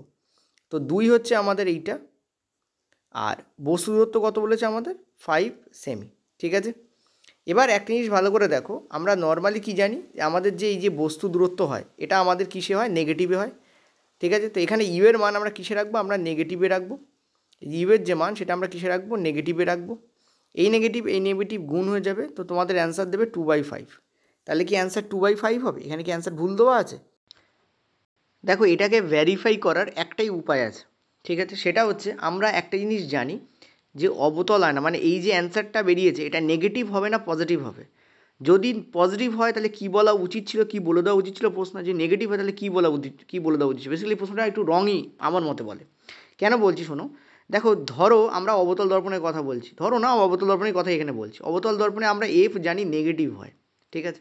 তো আমরা একটা কাজ করব, আমরা বস্তু দূরত্ব আর চিত্র দূরত্ব দিয়ে আমরা এফ বার করার চেষ্টা করবো, আর দেখবো এফ নেগেটিভ হচ্ছে না পজিটিভ হচ্ছে। যদি এফ পজিটিভ হয়ে যায় তাহলে বুঝবো এখানে যে পজিটিভ দিয়েছে সেটা ভুল দিয়েছে, এটা বেসিক্যালি নেগেটিভ হওয়া উচিত, ঠিক আছে। মানে চিত্রটা সৎ না অসৎ সেটা বলে দেওয়া উচিত ছিল এদের। ওকে, তো একটা কাজ করছি, বুঝলে না তাই তো? চলো আমরা আগে করে দেখাই। 1/v plus 1/u equal to 1/f, এটা আমরা জানি যে আমাদের মিরর ফর্মুলা হয়। এখানে আমি তোমাদের কি বলেছিলাম, যে যে জিনিস আমরা জানি সেই সেই জিনিসে আমরা সাইন ইউজ করব, বাকি যেটা বের করব সেটা তো আমরা কোনো কিছু ইউজ করবো না, অঙ্কই বলে দেবে নেগেটিভ হবে না পজিটিভ হবে, ঠিক আছে। তো এক্ষেত্রে যদি আমি ভ্যালুগুলো ঠিকঠাক বসাই তাহলে এফ কিন্তু আমার নেগেটিভে আসা উচিত, কারণ অবতল দর্পণে আমরা জানি এফ নেগেটিভে হয়, ঠিক আছে। তো করা যাক। দেখো 1/v এখানে কিছু বলে দেয়নি, তো আমরা সৎ অসৎ দুটি হতে পারে, তা আমরা এখানে বলে দেয়নি যেমন যখন তখন এটাকে আমরা পজিটিভ ধরে চলছি, ঠিক আছে। আমরা জানি যে জানো না কে কে সেইটা আগে বলো তো দেখি। সৎবিম্বের ক্ষেত্রে আমরা জানি যদি দর্পণ হয়, পয়েন্ট টু বি নোটেড, যদি দর্পণ হয়, দর্পণের ক্ষেত্রে লেন্সের ক্ষেত্রে উল্টো হয়। দর্পণ হলে আমরা কি জানি, সৎবিম্ব নেগেটিভ নেয় আর অসৎ বিম্ব আমাদের পজিটিভ নেয়, ঠিক আছে। আর যদি লেন্স হয়, এটাও গোলায় অনেকে, সেই জন্য বলে যে লেন্স হয়, লেন্সে কিন্তু সৎ আমাদের পজিটিভ দূরত্ব নেবে আর অসৎ আমাদের নেগেটিভ দূরত্ব নেবে, ঠিক আছে। এই দুটো জিনিসকে মাথায় রাখবে, দুটো উল্টো হয়। দূরত্বের কথা বলছি, মানে এখানে ইউ এর কথা বলছি, ঠিক আছে। ইউ এক্ষেত্রে ইউ এই হবে, এক্ষেত্রে ইউ এর পজিশন এই হলে এই হবে। এবার একটা জিনিস দেখো 1/v আমরা এখানে পজিটিভ নিয়ে চলছি, কারণ সৎ অসৎ দুটোই হতে পারে। তো যেহেতু এখানে কিছু লিখে দেয়নি তো আমরা পজিটিভ ধরে চলছি। ইউ কী হবে, মাইনাস হবে আমরা জানি, কারণ ইউ তো অলওয়েজ নেগেটিভ হয়। আচ্ছা জাস্ট এ মিনিট, এটা আমরা ইউ না, এখানে ভি এর রেসপেক্টে বলছিলাম, এখানে ইউ লিখলাম, এটা আমরা ভি এর রেসপেক্টে বলছিলাম। ভি আমাদের নেগেটিভ পজিটিভ দুটি হতে পারে, কিন্তু ইউ আমাদের অলওয়েজ নেগেটিভ হয়, সেটা দর্পণ হোক আর মিরর হোক, দর্পণ হোক আর লেন্স হোক, we always take u negative, কারণ ইউ সবসময় লেন্স হোক বা দর্পণ হোক তার বাম দিকে বসে, ইউ অলওয়েজ নেগেটিভ, ঠিক আছে।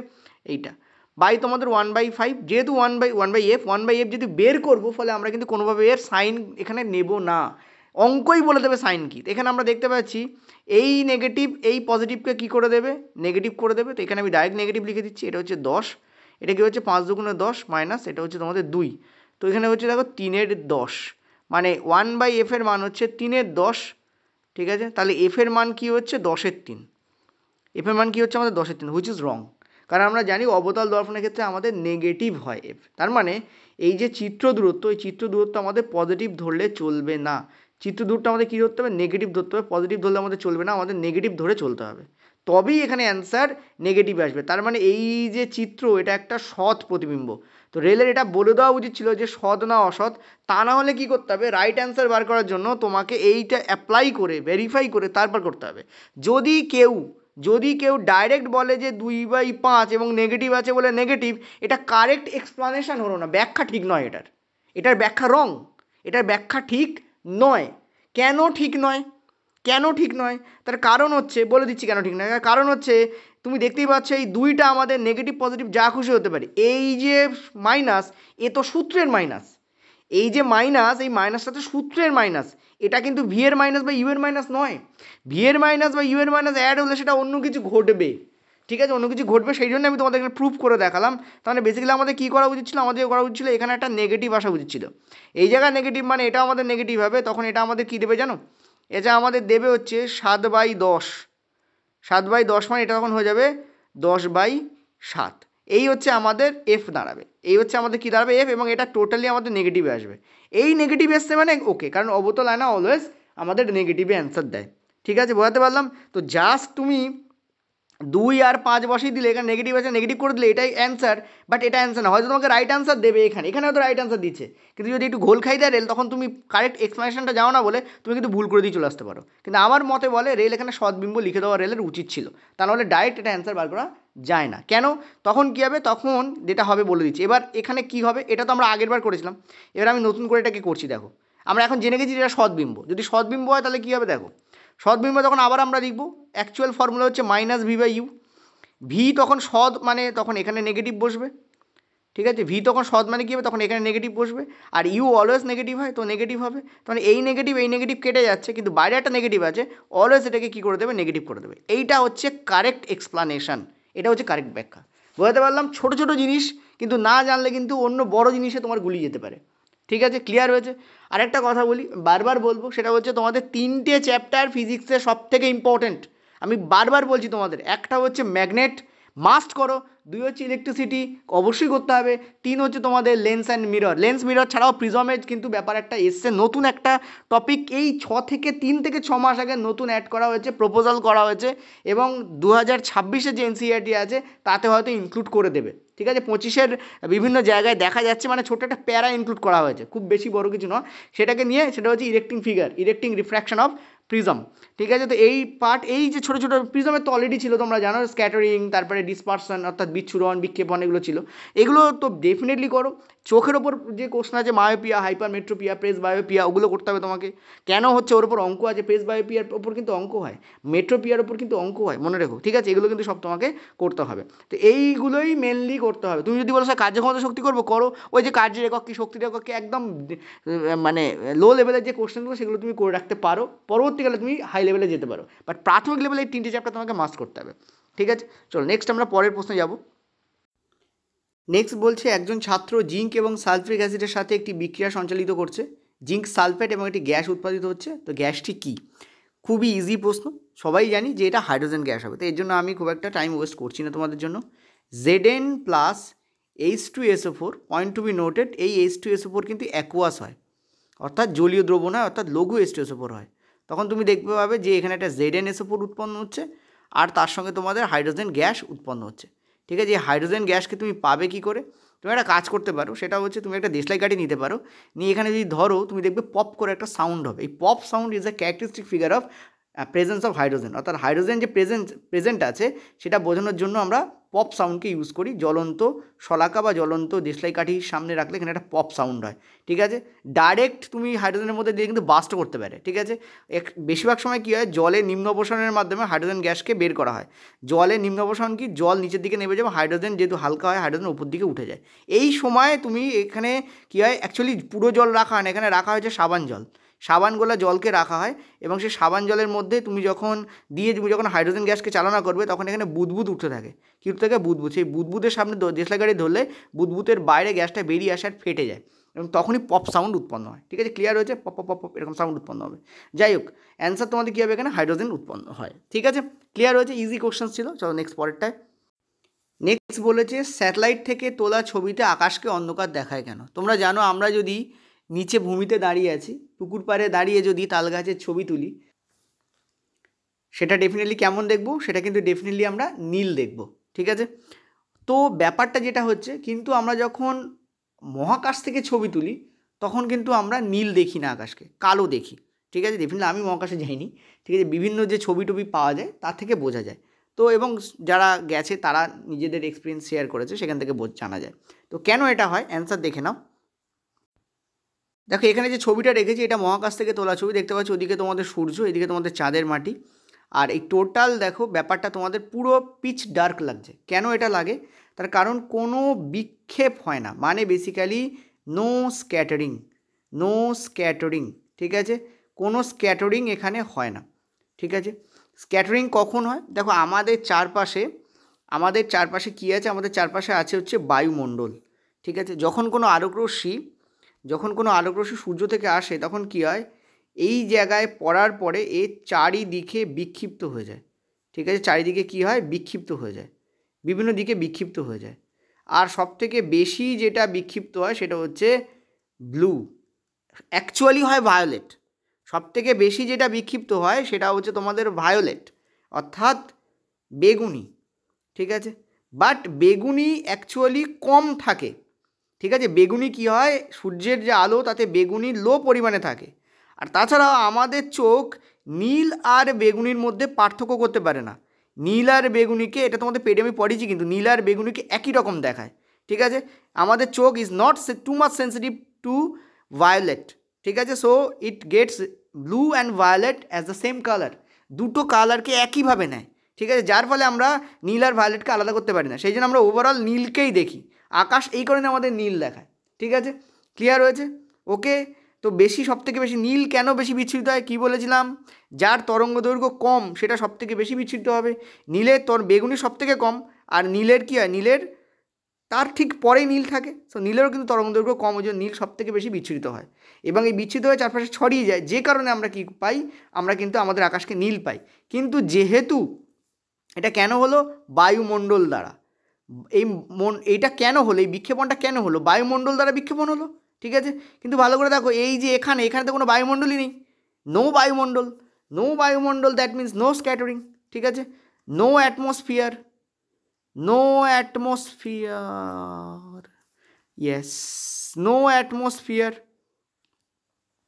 so no scattering, ঠিক আছে? No atmosphere, so no scattering, ঠিক আছে? আর একটা জিনিস তুমি দেখবে, মহাকাশে যখন তুমি দেখবে যে সূর্যকে মেনলি তুমি সাদা দেখবে। কেমন দেখবে? মেনলি সাদা, আর একটু হলুদ টাইপের দেখবে, তোমার মেনলি তুমি সাদা দেখবে। কেন জানো? এর কারণ হচ্ছে এখানে যেহেতু স্ক্যাটারিং হচ্ছে না, ফলে সব যে আলোগুলো বেরোচ্ছে তারা ছড়িয়ে যাচ্ছে না, তারা সাদা আলো হিসাবেই চোখে এসে পড়ছে। সেই কারণে তুমি মহাকাশে যখন সূর্যকে দেখবে তখন তুমি কিন্তু একটু সাদাটা দেখবে। এর কারণ হচ্ছে কোনো স্ক্যাটারিং হচ্ছে না। স্ক্যাটারিং মানে কি? সব কটা যে কালার সেটা কী হয়? ছড়িয়ে যায়, সেটা হয় না। এছাড়াও বিচ্ছুরণও হয় না, ঠিক আছে? মানে এখানে এই যে সাদা দেখার কারণ দুটো, এক নো স্ক্যাটারিং, আমি এসসি বলে লিখছি, দুই হচ্ছে নো ডিসপারশন, ডিআইএসপি বলে লিখছি। দুটোই কারণ, মেজর কারণ হচ্ছে ডিসপারশন। কারণ সাদা আলো যখন 7টা রঙে ভেঙে যায় তখনই আমরা লাইটগুলোকে দেখতে পাই। স্ক্যাটারিংয়েও কিন্তু ভাঙে, কিন্তু ওইভাবে ভাঙে না, বাট ডিসপারশনে ভাঙে, ঠিক আছে? তো দুটোই কারণ, যেহেতু no scattering and no dispersion, সেই জন্য আমরা সাদা লাইটকে সাদা হিসেবেই দেখি। কোনোভাবে সেটা কিন্তু বিচ্ছুরিত হয়ে বা বিক্ষেপিত হয়ে চারপাশে ছড়িয়ে যাচ্ছে না বিভিন্ন কালারে, যার ফলে সাদাকে আমরা সাদাই দেখি। এই কারণে সূর্যকে আমরা নর্মালি সাদা দেখি। এটাও একটা মেজর রিজন, তো বলে দিলাম এখানে আমার কনটেক্সটে এলোতেই, ঠিক আছে? নেক্সট হলো পরেরটাতে। যেহেতু এটা খুব ইজি প্রশ্ন, ওই জন্য আমি আর অ্যান্সার সরাইনি। দেখতে পাচ্ছ যে HCl এবং NaOH, এটা হচ্ছে double displacement reaction. Just a minute, এগুলো নিচ্ছে। এটা হচ্ছে তোমাদের double displacement reaction, double DD, ঠিক আছে? ডিডি গেঞ্জি অ্যান্ড ডবল ডিসপ্লেসমেন্ট, ঠিক আছে? নেক্সট হচ্ছে CH4 এবং CO2, ঠিক আছে? এটাতে কী হচ্ছে দেখো, ভালো করে খেয়াল বলো, এটা কী হচ্ছে বলো, এটা দেখো, এটা কী হচ্ছে দেখো তো। আচ্ছা, এটা বলো, এটা অক্সিডেশন, ঠিক আছে? এটা অক্সিডেশনই, ডেফিনেটলি অক্সিডেশন। তুমি মিথেনকে পোড়াচ্ছ তো জারণ বিজারণই হবে না, তো জারণ হচ্ছে এখানে, দেখতে পাচ্ছ ক্লিয়ারলি।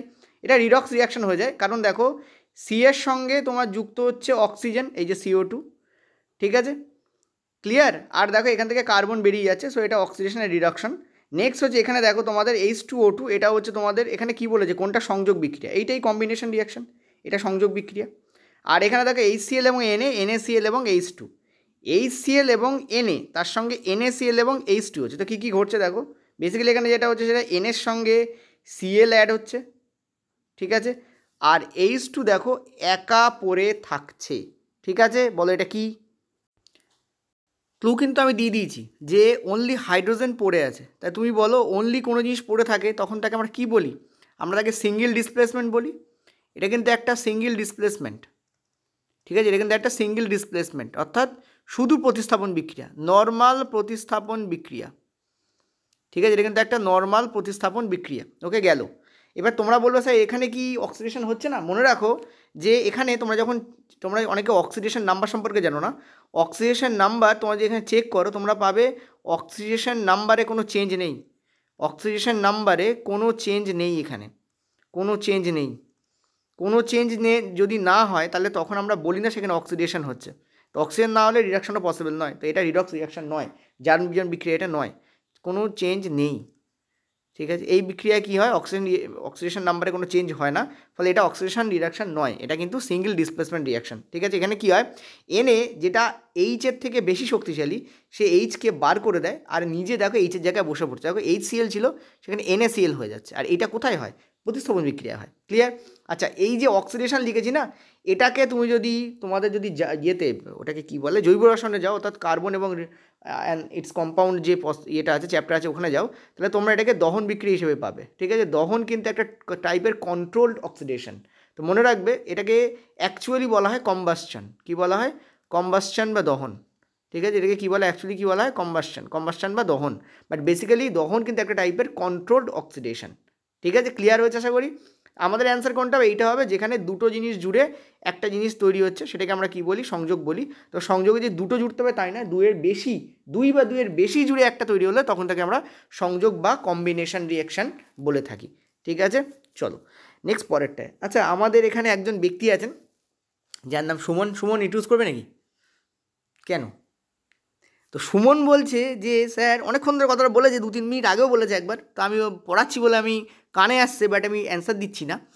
সেটা হচ্ছে সুমন আমাকে বলছে যে আমি নাকি যে ওই যে তোমাদের একটুকে করালাম না যে কার্বন ডাইঅক্সাইড, অক্সিজেন আর জলীয় বাষ্প তিনটি হচ্ছে রেচন পদার্থ, সুমন বলছে যে কার্বন ডাইঅক্সাইড রেচন পদার্থ নয়।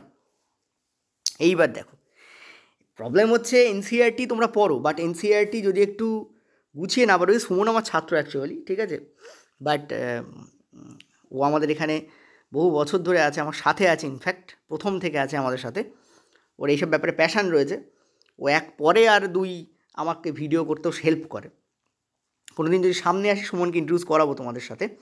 যাই হোক, যেটা ব্যাপার সেটা হচ্ছে যে দেখো চলো তাহলে একটা কাজ করি, এনসিইআরটির নেওয়া যাক, স্ক্রিনশট নেওয়া যাক, নিয়ে দেখানো যাক যে কার্বন ডাইঅক্সাইড আদৌ কিনা, ঠিক আছে, যদি থাকে, মনে হচ্ছে আসে এনসিইআরটিতে যে কার্বন ডাইঅক্সাইড আদৌ তোমাদের রেচন পদার্থ কিনা। মনে রাখো একটা জিনিস ভালো করে বলি, যে কার্বন ডাইঅক্সাইড শোষণে উৎপন্ন হয়, আমাদের কোষীয় শোষণে যে রেচন পদার্থ উৎপন্ন হয় সেটা হচ্ছে কার্বন ডাইঅক্সাইড, যেটা উদ্ভিদেরও হয় প্রাণীদেরও হয়, প্রাণীদের সবথেকে বেশি হয়, উদ্ভিদের কম পরিমাণ হয়, বাট উদ্ভিদেরও হয়, এবং এনসিইআরটিতে উল্লেখও আছে আমার যতদূর মনে হয়, যতদূর এনসিইআরটি পড়েছে। চলো দেখানো যাক।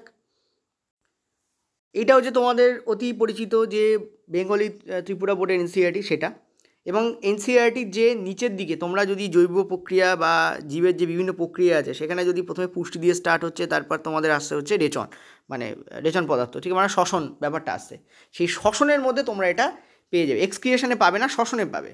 দেখো এখানে কি বলছে ভালো করে দেখো, এছাড়াও তুমি দেখবে ওপর দিকে এরকম তোমার গ্রাফ করা আছে, এখানে গ্লুকোজ লেখা আছে, গ্লুকোজ লিখে এখানে 3টে এরকম মুখ করা আছে, সেখানেও দেখবে লেখা আছে স্বভাবত শোষণে দেখবে মাইটোকন্ড্রিয়াতে গ্লুকোজ ভেঙে, মানে গ্লুকোজ থেকে পাইরুভেট ভেঙে মাইটোকন্ড্রিয়াতে তোমাদের CO2 তৈরি হয়, এবং তার সঙ্গে জলীয় বাষ্প, এবং তার সঙ্গে তোমাদের ATP তৈরি হয়, এই কথাটা লেখা আছে। এই ATP প্রয়োজন হয়, বাকি দুটো উদ্ভিদ বের করে দেয়, ঠিক আছে।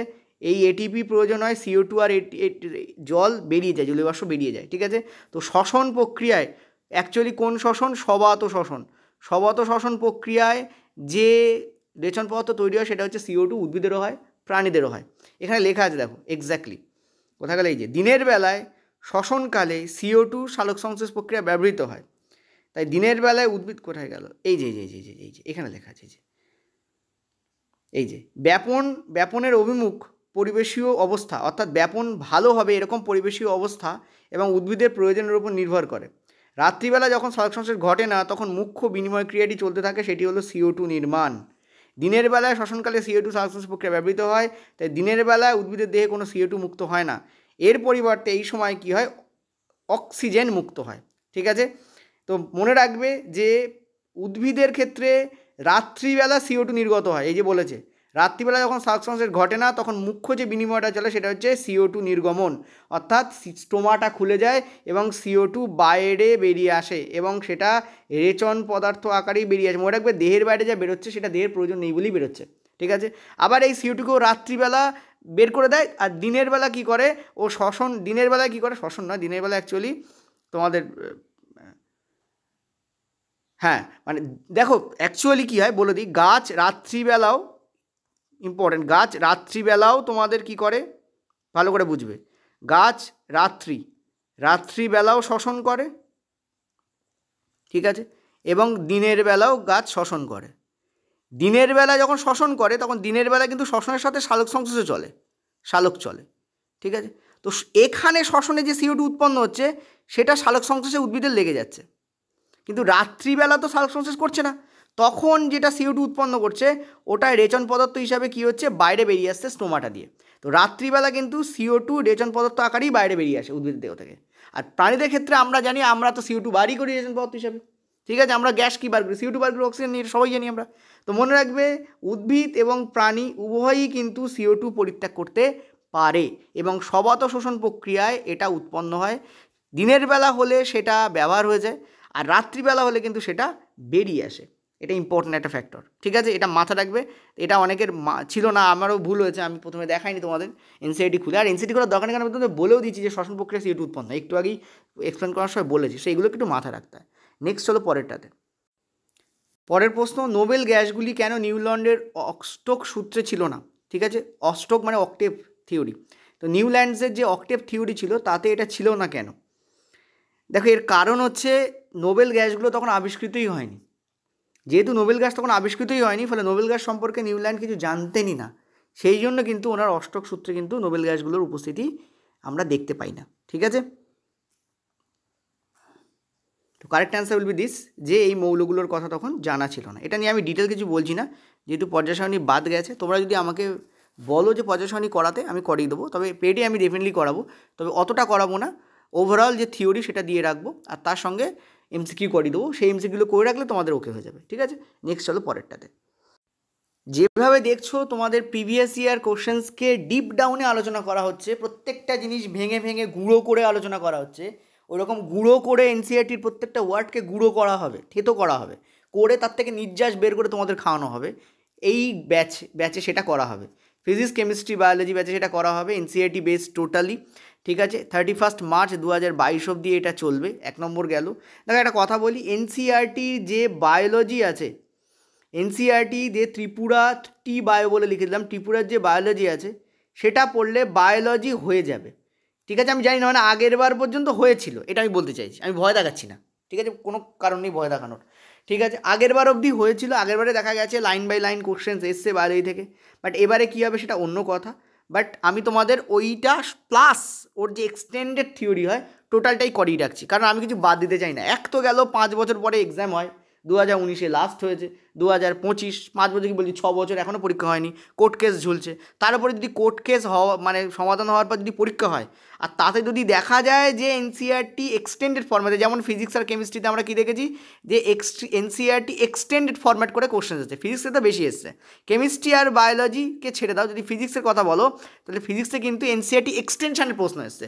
যেমন তুমি আজকে যে কোশ্চেনগুলো আমি করলাম, কিছু কিছু কোশ্চেন্স করি, তোমরা নিজেরাও ফিল করতে পারো যে লাইন, কালকে আমাকে 3-4 জন ফোন করে বলছে স্যার NCERT থেকে আমরা কোশ্চেন যখন পড়ছি তখন যেই আমরা টেক্সট বুক বা অন্য কিছুতে যখন আমরা অ্যান্সার করতে যাচ্ছি তখন দেখছি আমাদের আটকে যাচ্ছে, কারণ আমাদের কনসেপ্ট ক্লিয়ার নিয়ে আমরা শুধু লাইন বাই লাইন পড়ছি, এতে অসুবিধা হচ্ছে।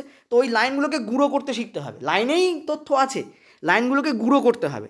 ফ্লেমিংসের যে নিয়ম আছে তাতে তো বলাই আছে রে ভাই, তুমি বুড়ো আঙুল তোলো, তুমি কিন্তু একে পাবে।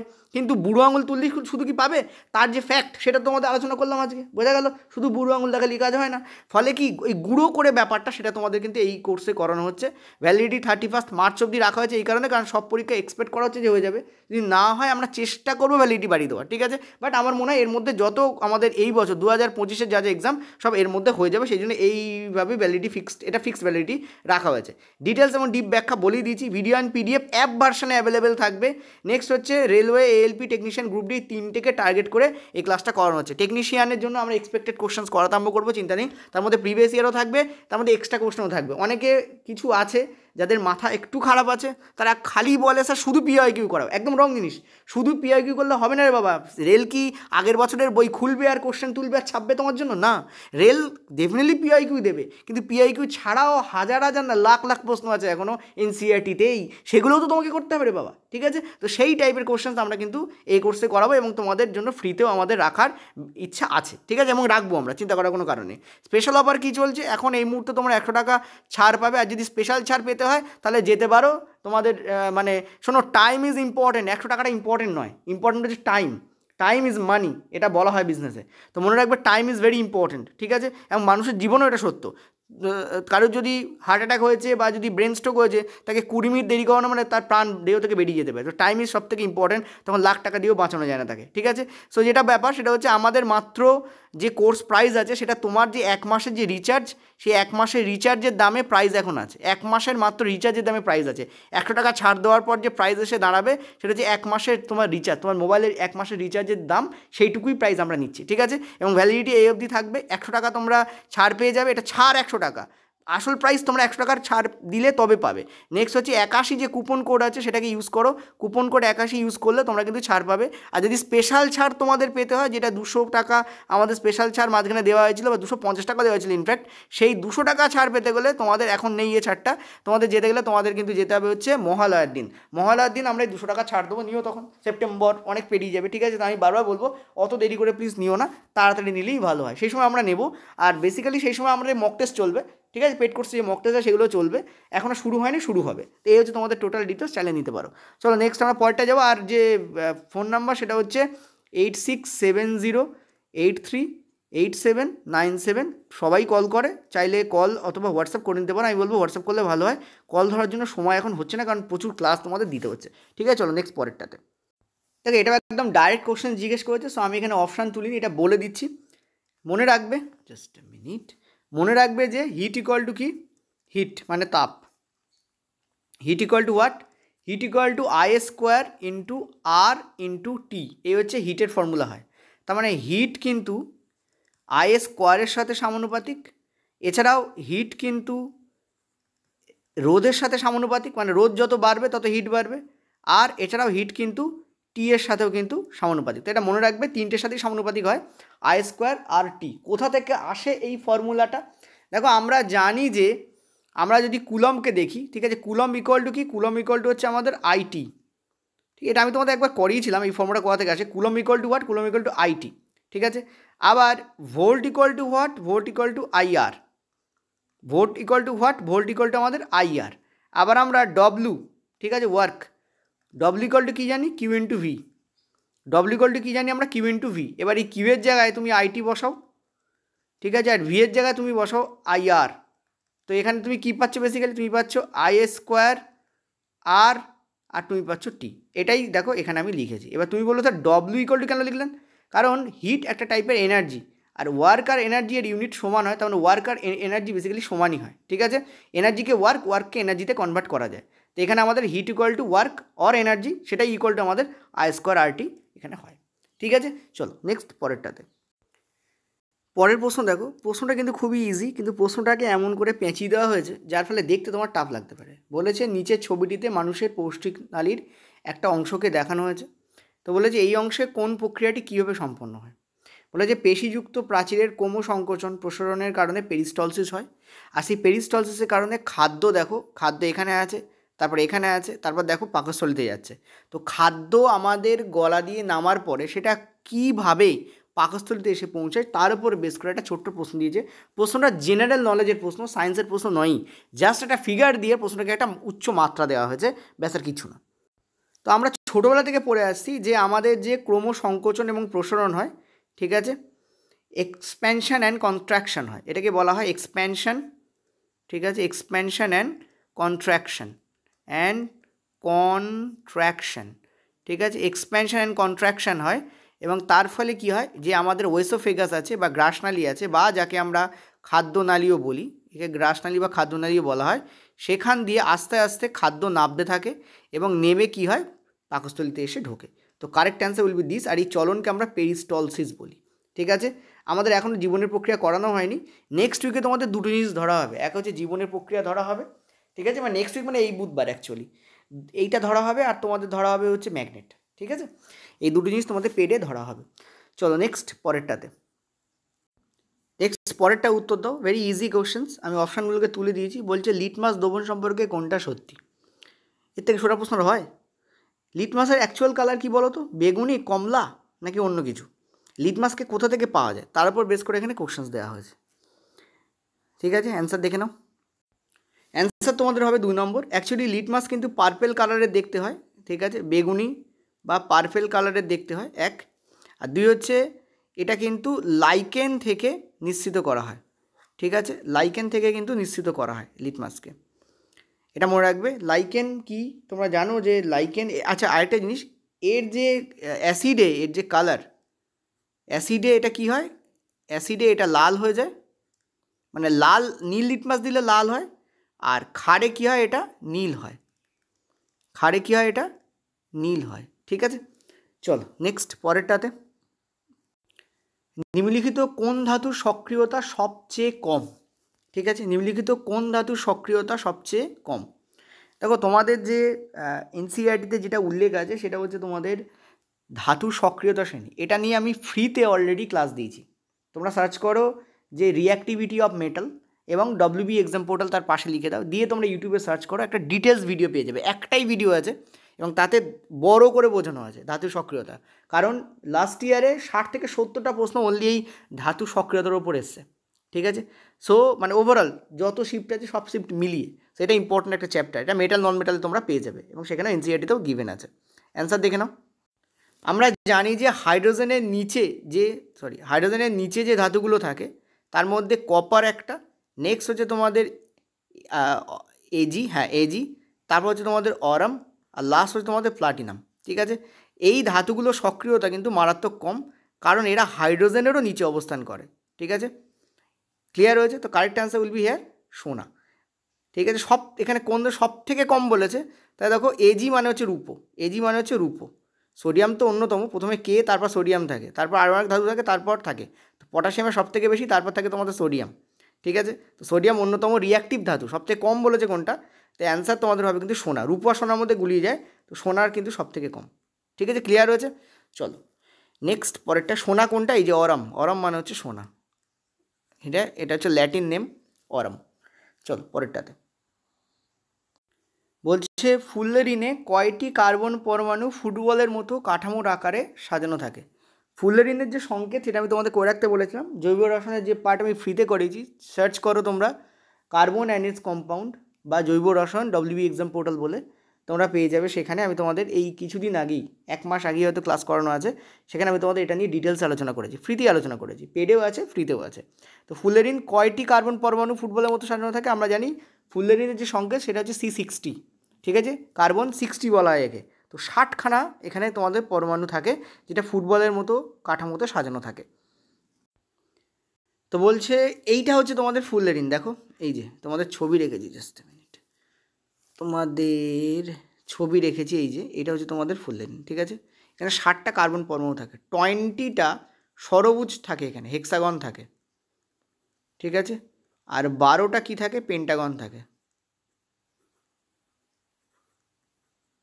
ঠিক আছে। 20টা ষড়ভুজ থাকে এখানে, এই যে ষড়ভুজ দেখতে পাচ্ছ কটা থাকে, 20টা, আর 12টা কী করে, পেন্টাগান থাকে, মানে পঞ্চভুজ থাকে,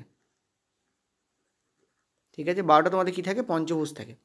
তাহলে এবার দেখো ভালো করে, 20 × 6 120, ঠিক আছে, আর 12 ইন্টু 5, 5 12 60। তো তোমরা তো বলবে স্যার তাহলে তো 180টা হয়ে যাচ্ছে। তো 60টা কার্বন পরমাণু কী করে হচ্ছে, ব্যাপারটা কী হয় বলে দিই। সেটা হচ্ছে ধরো এইটা একটা ষড়ভুজ, ঠিক আছে, এটা ষড়ভুজ, এর পাশে কী অবস্থান করে, দুটো পঞ্চভুজ অবস্থান করে। ঠিক আছে, ষড়ভুজ অবস্থান করলো, তো এর পাশে কী অবস্থান করে, এই যে দুটো দেখো পঞ্চভুজ অবস্থান করছে এরকমভাবে। তার মানে দেখো এখানে এর দুটো কার্বন পরমাণু এর দুটোতে ইউজ হয়ে গেল, সিমিলারলি এর দুটোতে ইউজ হয়ে গেল। এরকম করে প্রত্যেকটা পার্ট এক একটা করে কার্বন পরমাণু কী হয় এখানে ব্যবহৃত হয়ে যায়। ওভারঅল আমরা কতগুলো, একটা না অনেকগুলো কার্বন পরমাণু, মানে 2-3টে করে কার্বন পরমাণু ব্যবহার হয়ে যায়। এখানে একটা ব্যবহার হয়ে যায়, এই জায়গায় একটা ব্যবহার হয়ে যাবে। তো এইভাবে অ্যাকচুয়ালি তৈরি, এই প্রত্যেকটা যে কণা করেছে প্রত্যেকটা কোণায় একটা করে কার্বন পরমাণু আছে, কিন্তু কিছু কিছু কার্বন পরমাণু কমন হয়ে যায়। তো ওভারঅল আমরা কি দেখেছি যে 60টা কার্বন পরমাণু বেসিক্যালি থাকে। ঠিক আছে, ওভারঅল কী থাকে, 60টা থাকে, 180টা নয়, ওভারঅল কী থাকে, 60টা কার্বন পরমাণু এখানে ওভারঅল পাওয়া যায়। ক্লিয়ার হয়েছে আশা করি। ব্যাপারটা কী হয় বলে দিই, এই যে 12টা পঞ্চভুজ থাকে না, এই যে 12টা পঞ্চভুজ থাকে, এই 12টা পঞ্চভুজ দেখো 12 ইন্টু 5 করলে আমরা 60 পাচ্ছি। তার মানে বেসিক্যালি ষড়ভুজগুলো পঞ্চভুজ দিয়েই তৈরি হয়। বেসিক্যালি ওখানে কোনো ষড়ভুজ থাকে, কিন্তু ষড়ভুজের কার্বনগুলো ষড়ভুজের কার্বন নয় অ্যাকচুয়ালি। পার্শ্ববর্তী যে পঞ্চভুজ আছে তাদের কার্বন নিয়েই ষড়ভুজগুলো তৈরি হচ্ছে। ওই জন্য ওভারঅল 12টা যে আমাদের পঞ্চভুজ তাদের কার্বনটাই এখানে কাউন্ট হয়ে 60 করে দেয়। ঠিক আছে, আর তাদেরটা দিয়েই মাঝখানে একটা করে ষড়ভুজ তৈরি হচ্ছে, ফলে ওদের কার্বন ইউজ করেই ষড়ভুজ তৈরি হয়। সেই জন্য আমরা ষড়ভুজের কার্বনকে আর আলাদা করে পাই না। ঠিক আছে, তো 20টা ষড়ভুজ মানে এক একটা 6টা করে থাকবে, তো 20 ইন্টু 120, এটা কিন্তু 20 ইন্টু 6 মানে 120, এটা কিন্তু তোমাদের টোটালি অ্যাবসেন্ট হয়ে যায়। এটাই আমরা প্রেজেন্ট হিসাবে দেখতে পাই। ঠিক আছে, ক্লিয়ার হলো। এটাই কারণ যে কারণে 60টা পঞ্চভুজ থাকে। একজন প্রশ্ন করেছিল আমাকে এই কিছুদিন আগে, 1-2 সপ্তাহ আগে, তো তার জন্য আমি তাকে এটা এক্সপ্লেন করে দিলাম, তোমাদেরও জানা হয়ে গেল। চলো নেক্সট পরেরটাতে। পরের প্রশ্ন দেখো, বলেছে 10 ডায়োপ্টার পাওয়ারের অবতল লেন্সের ফোকাস দৈর্ঘ্য কী। Very easy questions. অ্যান্সার কী হবে বলো। আমরা জানি ডায়োপ্টার ইকুয়াল টু কী হয়, আমরা জানি 1/f। সো 1/f করলে আমরা পেয়ে যাব, এবং এফ কিন্তু আমাদের মিটারে থাকে। ঠিক আছে, চলো অ্যান্সার দেখে নাও, কারেক্ট অ্যান্সার কী হবে।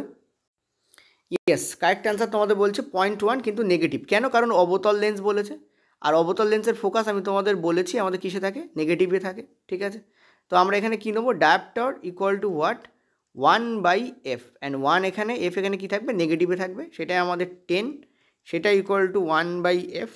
তো এফের যে ভ্যালু দাঁড়াবে সেটা কী হবে, -1/10। এটা ইকুয়াল টু করলে কী পাবো আমরা, 0.1 পাবো। জাস্ট মিনিট, পয়েন্ট আমরা 1 পাবো। তো এখানে সেটাই বলেছে 0.1, এবং এখানে মিটারই আসবে, তো মিটারই দিয়েছে। ক্লিয়ার হয়েছে আশা করি। ওকে, এই হচ্ছে আমাদের কোশ্চেন, ভেরি ইজি ছিল। তো আজকে যে শিফট আছে তার মধ্যে আমরা দেখতে পেলাম 3-4টে প্রশ্ন ঘোরানো, আর একটা প্রশ্ন রেল অ্যান্সার ভুল দিয়েছে, আর একটা প্রশ্ন ইনফরমেশন ভুল দিয়েছে, সৎ বলা উচিত ছিল বাট দেয়নি।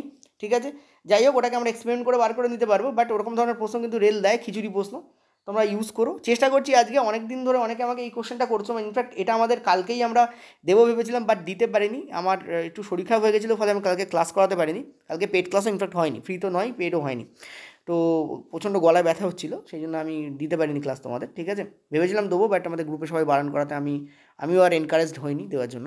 তো যেটা ব্যাপার সেটা হচ্ছে যে তোমাদের কালকে একটা আসতো, সেটা হচ্ছে অনেকে আমাকে বলেছে যে এনসিইআরটি কী কী পার্ট বাদ গেছে আর কী কী পার্ট অ্যাড হয়েছে, তারপর একটা ভিডিও করতে। কিছু কিছু জিনিস যেগুলো একদম নতুন বইতে এসেছে সেগুলো তোমরা বাজারে পাবে না এই মুহূর্তে। ঠিক আছে, সেগুলো জাস্ট অনলি সিবিএসসি যে বোর্ডের যে বই আছে তাতেই তো একমাত্র পাবে, যেটা এখনও রিজনাল ল্যাঙ্গুয়েজে বেরোয়নি। ঠিক আছে, ব্যাস এই হচ্ছে টোটাল কথা। আর যেগুলো করানো হচ্ছে সেগুলোই পড়ে যাও, তাতেই তোমাদের অ্যান্সার হবে। আমি তো বলেই দিয়েছি যে 3টে চ্যাপ্টার ফিজিক্সে ভালো করে করবে, ইলেকট্রিসিটি, তারপর হচ্ছে লাইট, আর হচ্ছে ম্যাগনেট, এই 3টে চ্যাপ্টার মাস্ট ইম্পর্টেন্ট। ঠিক আছে, আর ওদিকে তোমাদের বলেছি যে লাইফ সায়েন্সে আমি বলেছি কোষ আর কলা, এবং তার সাথে সাথে তোমাদের যে বিভিন্ন ব্রেনের যে কাজকর্ম, অর্থাৎ কন্ট্রোল অ্যান্ড কোঅর্ডিনেশন, তার সঙ্গে রেচন, এবং তার সঙ্গে তোমাদের পুষ্টি, এই যে মানে জীবনের যে প্রক্রিয়া, এই পার্টটা ভালো করে পড়বে। তারপরে তোমাদের বংশগতির চ্যাপ্টার থেকে এবারে প্রশ্ন বেশি আসবে, আগেরবারও এসেছে, এবারে কিন্তু আরও ঘোরালো প্রশ্ন আসবে, কারণ যত দিন যাচ্ছে তত প্রশ্ন কী হচ্ছে, অ্যানালাইটিক্যাল হয়ে যাচ্ছে। তো অ্যানালাইটিক্যাল যে চ্যাপ্টারগুলো আছে সেগুলো থেকে প্রশ্ন বেশি আসার চান্স আছে। কেমিস্ট্রিতে তোমাদের কেমিক্যাল রিয়াকশান, ঠিক আছে, তার সঙ্গে সঙ্গে তোমাদের অ্যাসিড বেস সল্ট, তার সঙ্গে সঙ্গে তোমাদের মেটাল নন মেটাল, তার সঙ্গে সঙ্গে তোমাদের কার্বন অ্যানিস কম্পাউন্ড, এই যে 4টে চ্যাপ্টার বললাম, এই 4টে চ্যাপ্টারকে আগে ভালো করে পড়ো, তারপর অন্য যে কোনো চ্যাপ্টার দিকে তুমি তাকাবে। ফার্স্ট এই 4টে চ্যাপ্টার, তারপরে ওই সব অ্যাটম ট্যাটমের দিকে তাকাবে, ওখান থেকে প্রশ্ন কম এসেছে আগের বার, টেকনিশিয়ানও তাই দেখা গেছে, এবারও কমই প্রশ্ন আসবে, আধুনিক পর্যায় থেকেও কম প্রশ্ন এসছে। এবার যোজ্যতার ওপর প্রশ্ন শুধু আধুনিক পর্যায় সারণীতে নেই, এবার তোমাদের স্টার্টিংয়েই বলেছি যোজ্যতা 4টে চ্যাপ্টারে আছে, সো যোজ্যতা থেকে প্রশ্ন কিন্তু আসতেই পারে, ঠিক আছে, এই হচ্ছে ব্যাপার। আর পেডে আরেকটা জিনিস আমি করাবো, সেটা হচ্ছে জারণ সংখ্যা, এটা করেই রাখবো, বলা যায় না, আগের বার 2-3টে প্রশ্ন এসছে, এবার আরও বেশি আসতে পারে, ঠিক আছে, যদিও সিলেবাসের বহির্ভূত এটা। যাই হোক, এই হচ্ছে তোমাদের টোটাল কোশ্চেন ছিল। Thank you for that. যারা পেডে জয়েন করতে চাইছো, ফার্স্ট কমেন্ট যেটা আছে তাকে ফলো করো, পিন করা কমেন্টে সব ইনফরমেশন দেওয়া আছে।